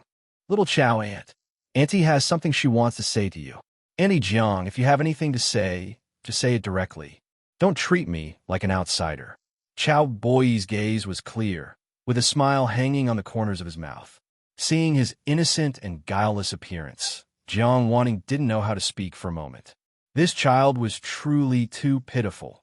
His mother had passed away when he was young, and he had no one to rely on. If she spoke too harshly, she would definitely hurt his self-esteem. A moment later, Jiang Wanting put down the lipstick in her hand and asked tentatively, "Boyi, your confession the day before yesterday was a joke with Auntie, right? The person you like is Auntie's daughter, Josie Xuan. You had a conflict, so you wanted to use this method to make her angry." This was the most reasonable conclusion Jiang Wanting could think of after pondering for a long time. After all, how could an 18-year-old boy like an old auntie 20 years his senior? It was simply too absurd. After hearing this, Cao Boyi didn't immediately refute, but instead looked at her with extreme seriousness. "Auntie Jiang, no matter how many times you ask, there will always be only one answer. I like you. It's not the kind of liking a junior has for an elder, but the liking between a man and a woman. I want you to be my girlfriend." Be your girlfriend?" Jiang Wanting's mouth opened slightly. After considering it again and again, she still spoke. "Boyi, this way of thinking of yours is wrong. Auntie is already 38 years old. I could be your mother. You are only 18 now. You should like girls around your own age. That is the correct perspective on love." Cao Boyi did not back down, but instead asked seriously, "Auntie, what is a correct view of love?" The wife of French politician Macron is 24 years older than him. She was his high school teacher and also the mother of one of his classmates. From a physiological point of view, 18 is the age when men's hormone secretion is at its peak, while for women it is after the age of 30. Doesn't this mean that older women are a better match for younger men, and that their married life is more harmonious? Jiang Wanting was stunned. Although she didn't know who Ma Cologne was, Cao Boyi's serious expression didn't seem like he was lying. She especially understood the last point. A woman in her 30s is indeed at an age where hormones are raging, and she also longs for her life to be fulfilling. "All right, Auntie," Cao Boyi quickly added, noticing the woman's inner struggle. "I didn't mean to force you." He understood that he couldn't rush things. As long as a seed is planted in the ant's heart, we can wait for it to slowly sprout. "Let's not talk about that now. Auntie will take you to buy clothes." Jiang Wanting started the car and prepared to leave. Ring, ring. Ring, ring. The cell phone in the storage compartment rang. After connecting to the car's Bluetooth, Jiang Wanting pressed the answer button. "Sister Wanting, I checked the available properties for you. Based on your budget, buying an 80-square-meter apartment in Hudong seems unrealistic." A young man's voice came from the speakers. He sounded like a real estate agent. "Xiao Wang, could you please do some research? Our budget is limited. Do you know of any locations that are a little out of the way?" "Okay, I'll try to find some more for you, but don't get your hopes up too high. Prices have risen sharply in the last 2 years, so there's already a supply shortage." Since moving out of her husband's house, Jiang Wanting has been renting an apartment. Her biggest wish is to own her own house and no longer have to put up with landlords. I've worked hard all these years and finally saved some money, but can't keep up with the rising housing prices. As expected, my dream of buying a house will once again be dashed. Jiang Wanting sighed, her eyes filled with disappointment. Cao Boyi heard their conversation clearly. He's an expert when it comes to buying a house. I had an in-depth conversation with the agent last night and benefited greatly. So he volunteered. Aunt Jiang, are you looking to buy a house? Yes. Renting all the time isn't a good idea. My biggest dream is to own a house of my own. A look of longing appeared in Jiang Wanting's beautiful eyes, but it was quickly replaced by disappointment. At this rate, she probably won't be able to afford a house in her lifetime. Auntie, I think you should consider houses in Hushi. That area has a very good development prospect. Hushi? Isn't that a bit too remote? Jiang Wanting frowned. She had considered buying a house in Hushi, but her friends advised her against it. Who will buy a house in the suburbs? The transportation is inconvenient, and daily life and shopping are also troublesome. Although having a car makes commuting easier, buying a house is a big deal and requires considering many things. After all, money doesn't grow on trees, and many people spend their entire lives struggling to buy a house. That's how it seems now, but it might not be in the future. Cao Boyi said calmly, as if he had expected what she was going to say. The northern part of the city is a lake area, and large-scale urban construction would pose a risk of flooding. The southern part is a large ecological protection area, which cannot support industrial production. The development potential of the east has been exhausted, and if we continue to expand eastward, we will face a large mountain range, making development extremely difficult. Finally, only the west remains, possessing flat and open land, with natural advantages for ecological livability and urban expansion. Cao Boyi's analysis was very logical and well-reasoned. As a reborn individual, he already had a thorough understanding of the city's future development plans. Next year, the westward expansion strategy will be released, and the western part of the city will undergo tremendous changes, with housing prices soaring. Jiang Wanting's eyes lit up, as if she had been enlightened. Cao Boyi's analysis was logical and well-founded, without any flaws, and many of the things she had never even heard of were things she had never heard of before. Taking advantage of the red light, Jiang Wanting turned her head and focused her gaze on Cao Boyi's face. What an amazing boy! At only 18 years old, he has a way of thinking that far surpasses that of his peers.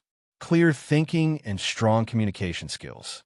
She can do housework, cook, and make noodles. They're delicious. Jiang Wanting's feelings for him gradually changed. Previously, I only felt sorry for this child. He was strong, sensible, sunny, and handsome. Women are inherently drawn to strength, and Jiang Wanting is no exception. She gradually began to admire this young man. Ding, congratulations. Host target's favorability reaches 30 unlock achievement. Quite favorable. Reward 1. 2 lottery draws. Reward 2. Romance fund credit limit. 1 million yuan. Can only be used for current target consumption. Cannot be transferred, cashed out, or used for fraudulent purposes. The system notifications sounded in his mind, and Cao Boyi almost jumped up in excitement. He had actually been given 2 chances to draw a prize. In addition, there is a 1 million yuan dating fund. Using public funds to seduce older women. How wonderful. He didn't rush to draw the prize. For now, focus on completing the dating tasks and increasing the favorability as much as possible. So, according to you, urban development will move westward? Jiang Wanting asked softly. If what Cao Boyi said is true, buying a house in Hushi is indeed a good choice. The housing prices in Xingqing are not high to begin with. The prices in the city center are only around 10,000 yuan, while the prices in Hushi are even lower, around 5,000 to 6,000 yuan. With a budget of 600,000, you could buy a large house of over 100 square meters. I can guarantee that if you buy a house in Hushi, whether for investment or for your own residence, it will be a surefire way to make money. I happen to have a friend who works in real estate. I'll introduce you to him, her later. Cao Boyi plans to introduce Aunt Jiang to Tang Weiwei. Perhaps the two will become close sisters who share joys and sorrows in the future. You even know someone who works as a real estate agent? Jiang Wanting was quite surprised. She was finding it increasingly difficult to understand this young man. Cao Boyi nodded, opened his phone, and sent Tang Weiwei's business card. The two chatted intermittently. Before long, we arrived at the nearby Baidao Plaza. The International Finance Center is still under construction, but this is already the largest shopping mall in Changsha. Jiang Wanting opened the car door and got out. She was dressed very simply today, wearing a white t-shirt, jeans, and flat shoes. The light blue jeans hugged her leg lines, simple and elegant, without too much decoration, yet they made her legs look straight and long. She exudes the unique charm of a mature woman from head to toe. And Jiang, let's go. Cao Boyi took her hand. Jiang Wanting's delicate body trembled, as if she had been electrocuted. Her body hadn't been touched by a man for many years, and it had become unusually sensitive. Holding hands is something only lovers can do. Bo-E. Let go of Annie quickly. People will gossip if they see this. Jiang Wanting blushed and tried to pull her hand back, but it was held even tighter. Auntie, can't elders and younger generations hold hands? When I was little, I often held my mother's hand while walking. Upon hearing Cao Boyi's words, Jiang Wanting immediately realized that she had been overthinking things. It's just holding hands. There seems to be nothing wrong with that. So the two continue to hold hands, one in front and one behind, like a small horse pulling a large cart. Baidao Plaza, 3rd floor. Sports apparel section. It's the weekend, and the bustling crowds move back and forth between shops. Jiang Wanting's appearance quickly attracted the attention of a large number of people. Pretty young girls are everywhere, but a stunningly beautiful mature woman like her is truly rare. Especially her height of 172 centimeters.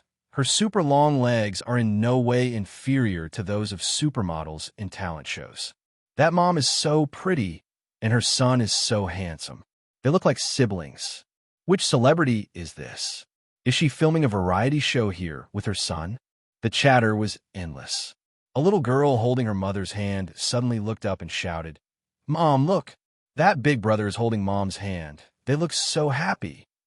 Hearing these words, Jiang Wanting's fair cheeks turned red at a speed visible to the naked eye. This guy had just confessed to her earlier, saying he wanted her to be his girlfriend. And now, they were being mistaken for mother and son. The two walked into a Nike store. Cao Boyi wove through the shelves, picked up a black t-shirt to hold against himself, and turned to look at Jiang Wanting. "Andy, how is this one?" Jiang Wanting took the clothes, felt the fabric with her hand, and held it up to him. "This color doesn't really suit you. It makes you look a bit old-fashioned." Jiang Wanting shook her head gently. Then, she picked up a short-sleeved shirt from the adjacent rack and handed it to him. "Try this one. This color is very fresh. It should suit you well." Cao Boyi took the clothes and walked into the fitting room.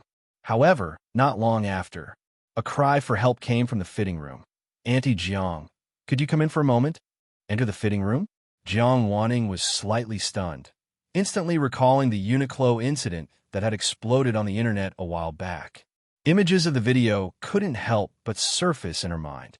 However, the male lead wasn't that bespectacled man. It was Cao Boyi. As for the female lead, it had actually become her. An intense sense of shame quickly spread through her entire body. "Jiang Wanting, are you really that loose? That desperate for a man? To actually have such dirty thoughts about a green, inexperienced college student?" At this moment, Jiang Wanting only felt she was being hypocritical, putting on the appearance of an elder in front of Cao Boyi, while being a shameless woman behind his back. "Auntie, can you hurry up?" The urging voice from the fitting room snapped Jiang Wanting's thoughts back. After a moment of hesitation, she still walked into the fitting room. The space in the fitting room was small, and the lighting was somewhat dim. Cao Boyi stood there, wearing a blue shirt on his upper body, unbuttoned. His firm, well-defined muscles were exposed, with every inch radiating the scent of youth. "What's wrong?" Jiang Wanting's voice trembled slightly, trying her best to control her eyes and not peek. Cao Boyi managed to button it up, pointed to the collar, and said, "Here, it feels a bit too tight here." "Here." Jiang Wanting leaned in, touched the collar, her fingertips inadvertently brushing against Cao Boyi's neck. A strange sensation like a current swept across her fingertips, and her whole body felt like it had been electrocuted. "The cut is nice, it's just the size is a bit small." Jiang Wanting quickly pulled her hand back.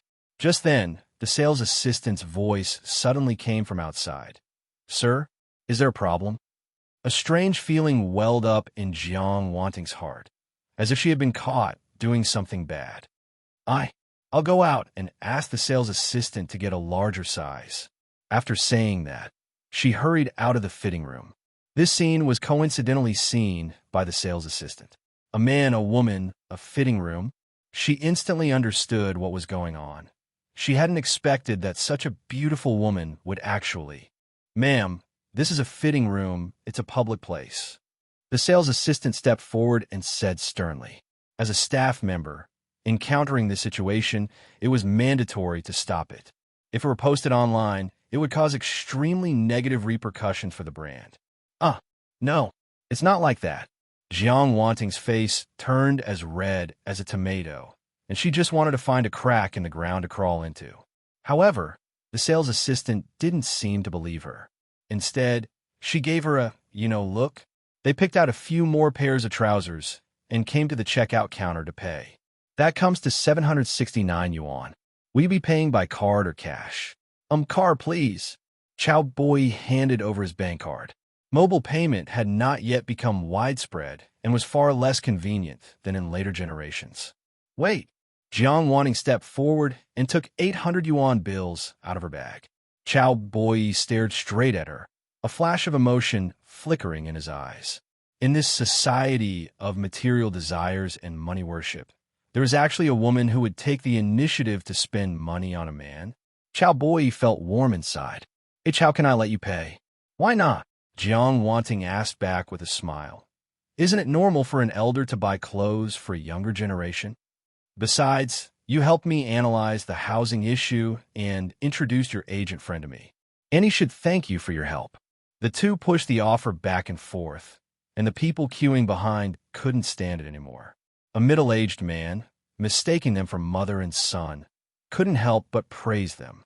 "Young man, your sense of filial piety is truly rare. But why be so polite when you're family? Just wait until you start working and earning money in the future, then you can properly show your filial piety to your mom." Another woman chimed in.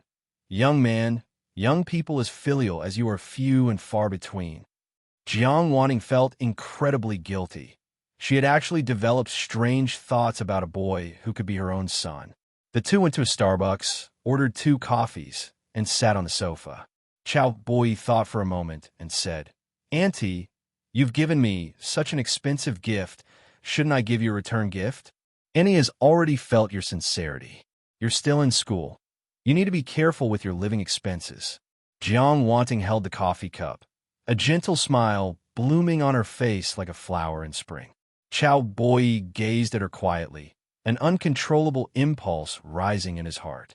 He leaned in and kissed Jiang Wanting lightly on the forehead. What are you doing?" Jiang Wanting jerked her body backward, staring at Cao Boyi with a look of astonishment. This child was just too bold. But why, instead of feeling angry, did her heart keep pounding, and she even felt a faint sense of anticipation? Anticipating what would happen next. It's over. She seemed to have truly developed an inexplicable affection for Cao Boyi. Seeing Jiang Wanting's shy and bashful expression, Cao Boyi quickly opened the system. Name: Jiang Wanting favorability. 42 kissed her on the forehead, and her favorability went up by 12 points at once. Annie is a bit repressed. "I'm sorry, I was impulsive. Please don't take it to heart. It's quite normal for a junior to kiss an elder on the forehead." Cao Boyi remained calm, with no trace of desire in his eyes. "All right." Jiang Wanting's face was filled with confusion and bewilderment. What Cao Boyi said seemed to make a lot of sense. In many countries, kissing the forehead is just a basic etiquette. It doesn't have any deep meaning. Cao Boyi took the woman's hand. "Let's go, Auntie. I'll buy you 2 outfits as well. His thoughts were simple. It had nothing to do with the system tasks. He just genuinely wanted to be good to Jiang Wanting. This woman, mature on the outside but hiding innocence and fragility in her personality, deserved to be loved. They took the escalator to the 5th floor. This was the high-end apparel section, mainly featuring luxury brands, which was noticeably quieter than the floors below. After all, most people simply couldn't afford luxury goods. Of course, excluding Cao Boyi. In his bank account lay $4.5 million, cold and emotionless. It's too expensive here. Let's go look somewhere else. Jiang Wanting tried to pull her wrist away. She had never intended to ask for any return gift, let alone expensive luxury items. She had no interest in such superficial things. Annie, since we're already here, let's just take a look first. Cao Boyi didn't know much about luxury goods either, so he just picked a random store and walked in. Welcome to Burberry. I am your personal consultant, and I'm very happy to serve you. A young, pretty sales associate greeted them enthusiastically. Do you have any new arrivals? Help my girlfriend put together an outfit, Cao Boyi said leisurely. Girlfriend? The sales associate froze on the spot. She thought it was a mother taking her son shopping. Don't listen to his nonsense. I'm his auntie. Jiang Wanting blushed and waved her hand in denial. But for some reason, deep down, she didn't reject the title girlfriend. The sales associate's look instantly became strange. These two really knew how to play. They were already calling each other auntie. Would they be making her call out later? Madam, let me show you this season's new arrivals. The sales associate wore a professional smile and didn't treat Jiang Wanting differently just because she was dressed plainly. On the contrary, she felt this woman had significant spending power. Someone who could afford a boy toy wouldn't be short on money, right? Jiang Wanting felt a bit uneasy. It was her first time shopping in a luxury store, and she was shocked by the prices on the tags. Although Burberry wasn't a top-tier luxury brand, even a simple piece of clothing cost several thousand. The sales associate took down a dress and offered it to her. This dress is in the classic camel color, our brand's signature shade. It's elegant and has a high-end feel. Seeing her hesitate, Cao Boyi stepped forward and shoved the dress in her hands. Annie Jiang, I also think this dress looks great. Why don't you go try it on? The sales associate chimed in. Your boyfriend has such a good eye. This dress will definitely suit you. After a moment of thought, Jiang Wanting took the dress and walked into the fitting room. No woman could resist beautiful clothes, especially since trying them on didn't cost money. Before long, the door to the fitting room opened. Jiang Wanting stepped out with an elegant gait. The hem of the dress fell just above her knees, revealing her fair, slender legs. Elegant, stylish, and eye-catching. Sis, your figure is perfect. This dress looks like it was custom-made for you. Even the sales associate, being a woman herself, was stunned. Cao Boyi didn't hold back his praise either. Staring fixedly at her fair thighs, he couldn't help but compliment. Auntie Jiang, you are truly beautiful. Jiang Wanting's beauty and figure were top tier.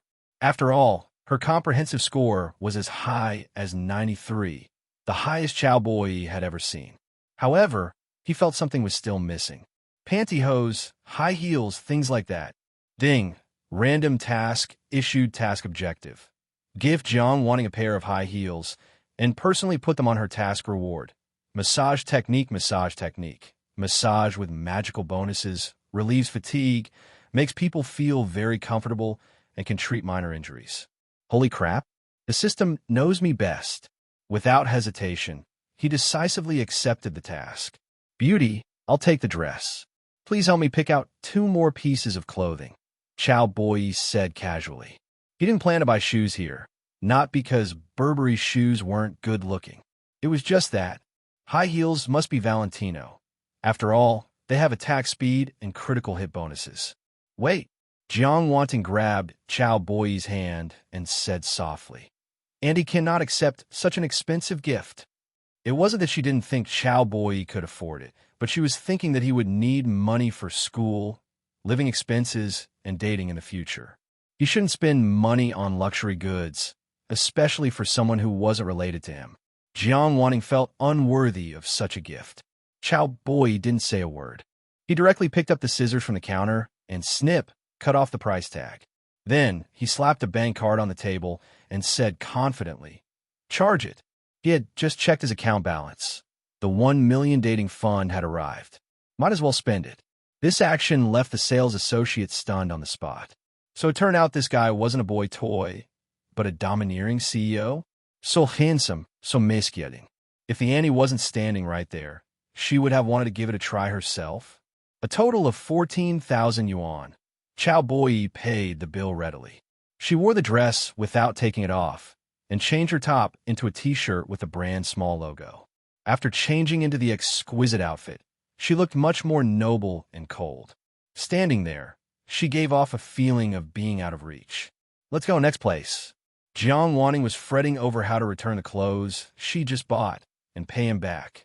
Little did she know, she was dragged by Cao Boyi into the Valentino boutique. Cao Boyi went straight to the shoe section, picked up a pair of black patent leather high heels, and sat down next to Jiang Wanting. This pair of shoes was known in later generations as the beautiful torture device. Boyi, no more. She was about to refuse, but was interrupted by Cao Boyi. Auntie, a classmate has a birthday next week, and I don't know what gift to get. So, I want to ask for your help. Please help me try on these shoes. If they look good, I'll buy them as a birthday gift for someone else. He knew well that Jiang Wanting was not a gold digger. Giving expensive gifts one after another would not only fail to raise her favorability, but would actually make her feel pressured. As expected, upon hearing this, the furrowed willow brows of Jiang Wanting instantly relaxed a lot. Cao Boyi took the opportunity to squat on the ground, his palm gripping Jiang Wanting's ankle. "Annie, let me help you put them on." Jiang Wanting took a sharp breath, a tingling, numb sensation quickly spreading from her foot throughout her entire body. The shoe slipped off, revealing a smooth, fair little foot with a slender shape and long, well-proportioned toes. Cao Boyi resisted the urge to comment on it. He picked up the high heels from the side, adjusted them, and put them on her. "Ma'am, this pair of high heels is a perfect match for your temperament," the sales assistant couldn't help but praise. She brought over a mat and spread it on the floor. Jiang Wanting stood up and stepped onto it. Standing at 172 centimeters, she put on the stilettos, and her height pushed toward 180 centimeters, her whole person radiating a queen-like aura. The person who truly suits this kind of sexy attire has to be Annie. Cao Boyi was a whole head shorter than Jiang Wanting in her high heels. Standing together, they were a perfect small horse pulling a big cart pairing. "How is it? Is it comfortable?" "I'm a little stiff." Jiang Wanting lifted her leg, her movements slightly stiff. She was no longer a young girl. She pursued comfort in her dressing and rarely wore high heels. "Not bad. Wrap it up for me." Cao Boyi paid readily. The two walked out of the boutique carrying big and small bags, attracting envious glances from many people along the way. Jiang Wanting's expression was complex. Not only was this child suddenly pursuing her, but he also bought many luxury items for her. As a woman, she was very happy, but as an elder, she felt guilty for letting a child spend so much money. She said earnestly, "Little Cao, send me your bank card number. Auntie will transfer the money for the clothes to you. Annie cannot accept such expensive things. You are still a student with no source of income. You must be frugal and not spend money so recklessly." So kind. To think such a kind woman exists in this world. Beautiful, perfect figure, gentle, considerate, not vain, a proper virtuous wife and good mother. Cao Boyi vowed that he must win Jiang Wanting over. He opened his online banking app and said confidently, "Annie Jiang, this little bit of money means nothing to me. Even so, you should save a little otherwise." Jiang Wanting was just about to continue persuading him. But when she saw that long string of zeros in his bank account, she couldn't help but cover her mouth. Ones, tens, hundreds, 100,000, million. Over 5.4 million in cash. Jiang Wanting hurriedly covered her mouth, nearly screaming out loud. She had heard Cao Boyi say before that after his mother died in a car accident, the insurance company paid a compensation, and he had been living off that compensation. But the compensation would have been at most a few 100,000. How could he have so much money? Annie, I've been studying stocks and earned some money in the stock market. Cao Boyi made up an excuse. He didn't plan to tell anyone about the gold. Trading stocks. Jiang Wanting widened her eyes, looking incredulous. She also had friends who traded stocks and would complain to her during chats about how bad the market was recently and how much money they had lost. But this young boy in front of her was different. Not only did he not lose, but he had earned several million. She didn't understand stocks, but she understood what this meant. At only 18 years old, he had actually achieved such success. He was even significantly more capable than her husband, who was a leader at a private company. Then, thank you. Jiang Wanting knew she couldn't win against Cao Boyi and could only choose to accept. Cao Boyi went to the restroom, while Jiang Wanting sat alone on the sofa outside waiting. She thought to herself about how to repay him, as these gifts were not cheap. After much thought, she had no idea.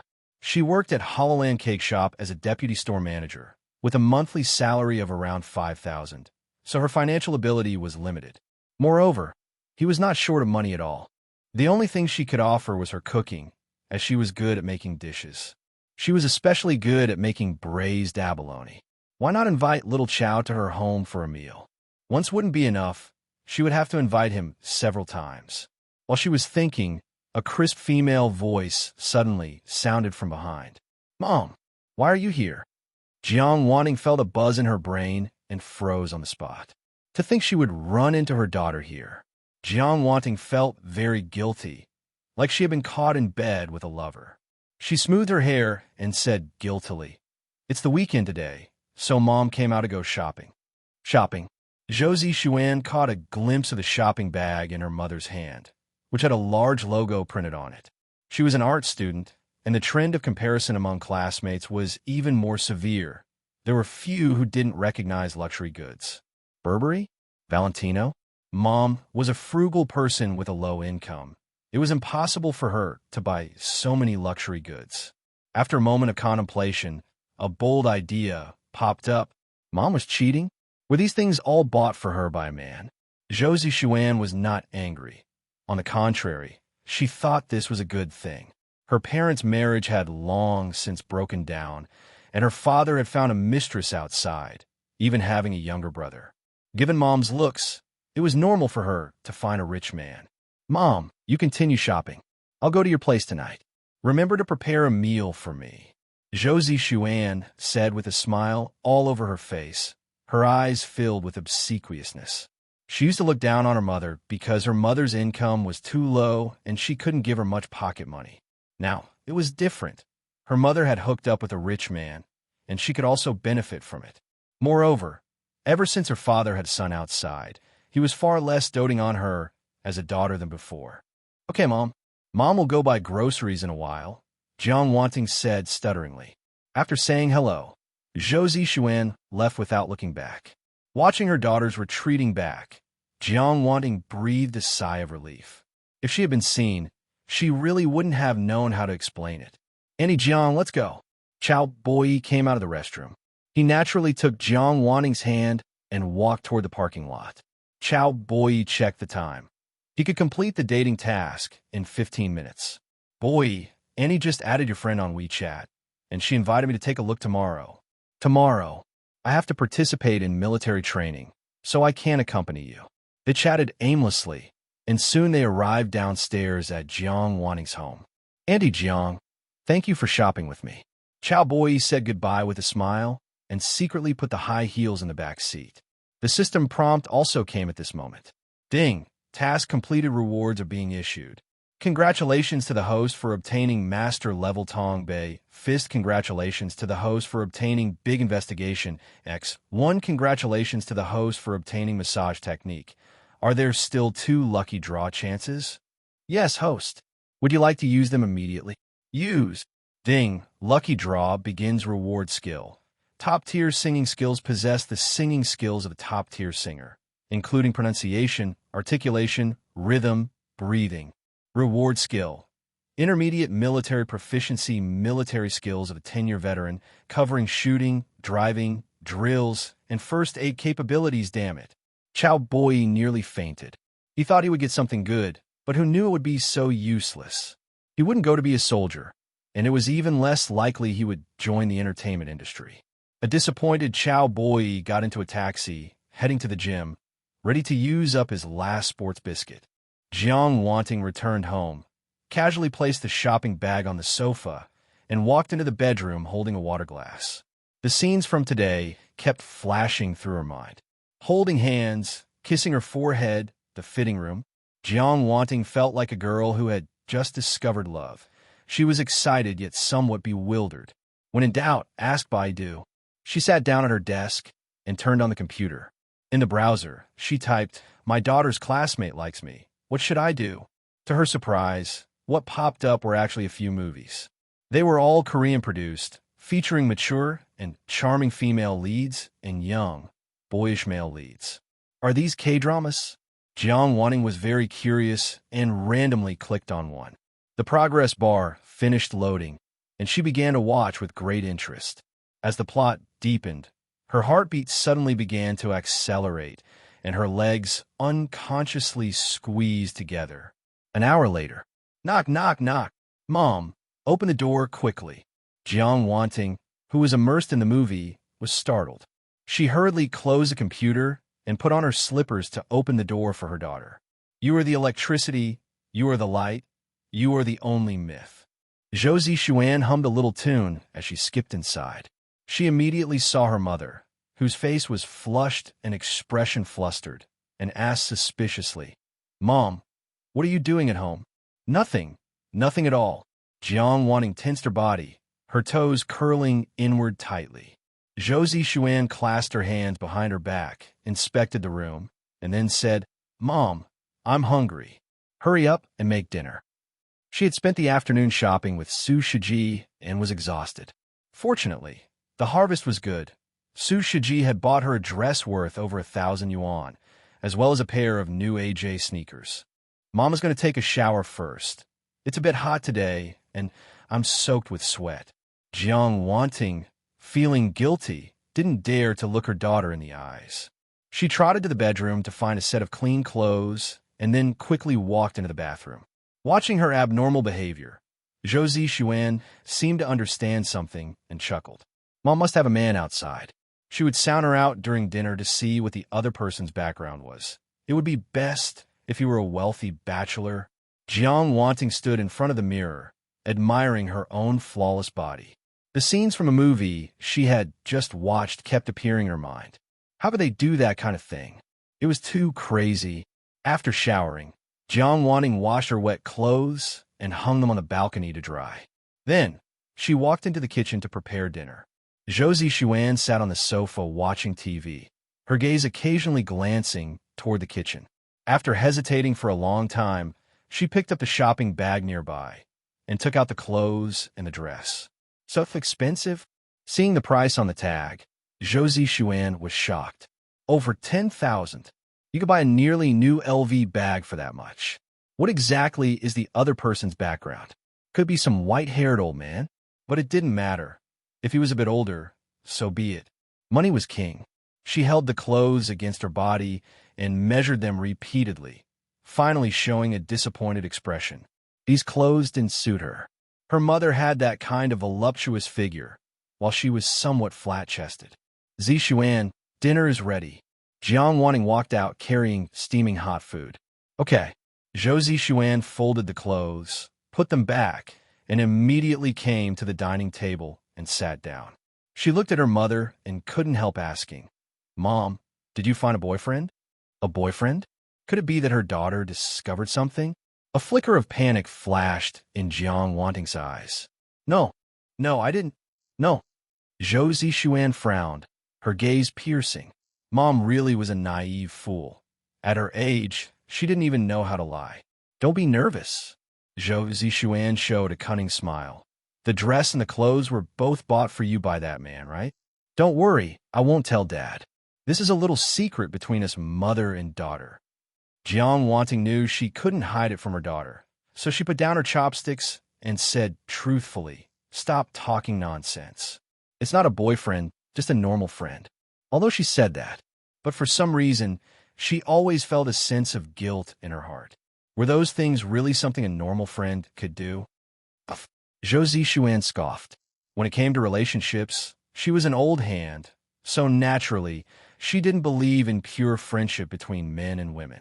Mom, to be honest, you and Dad should have divorced a long time ago.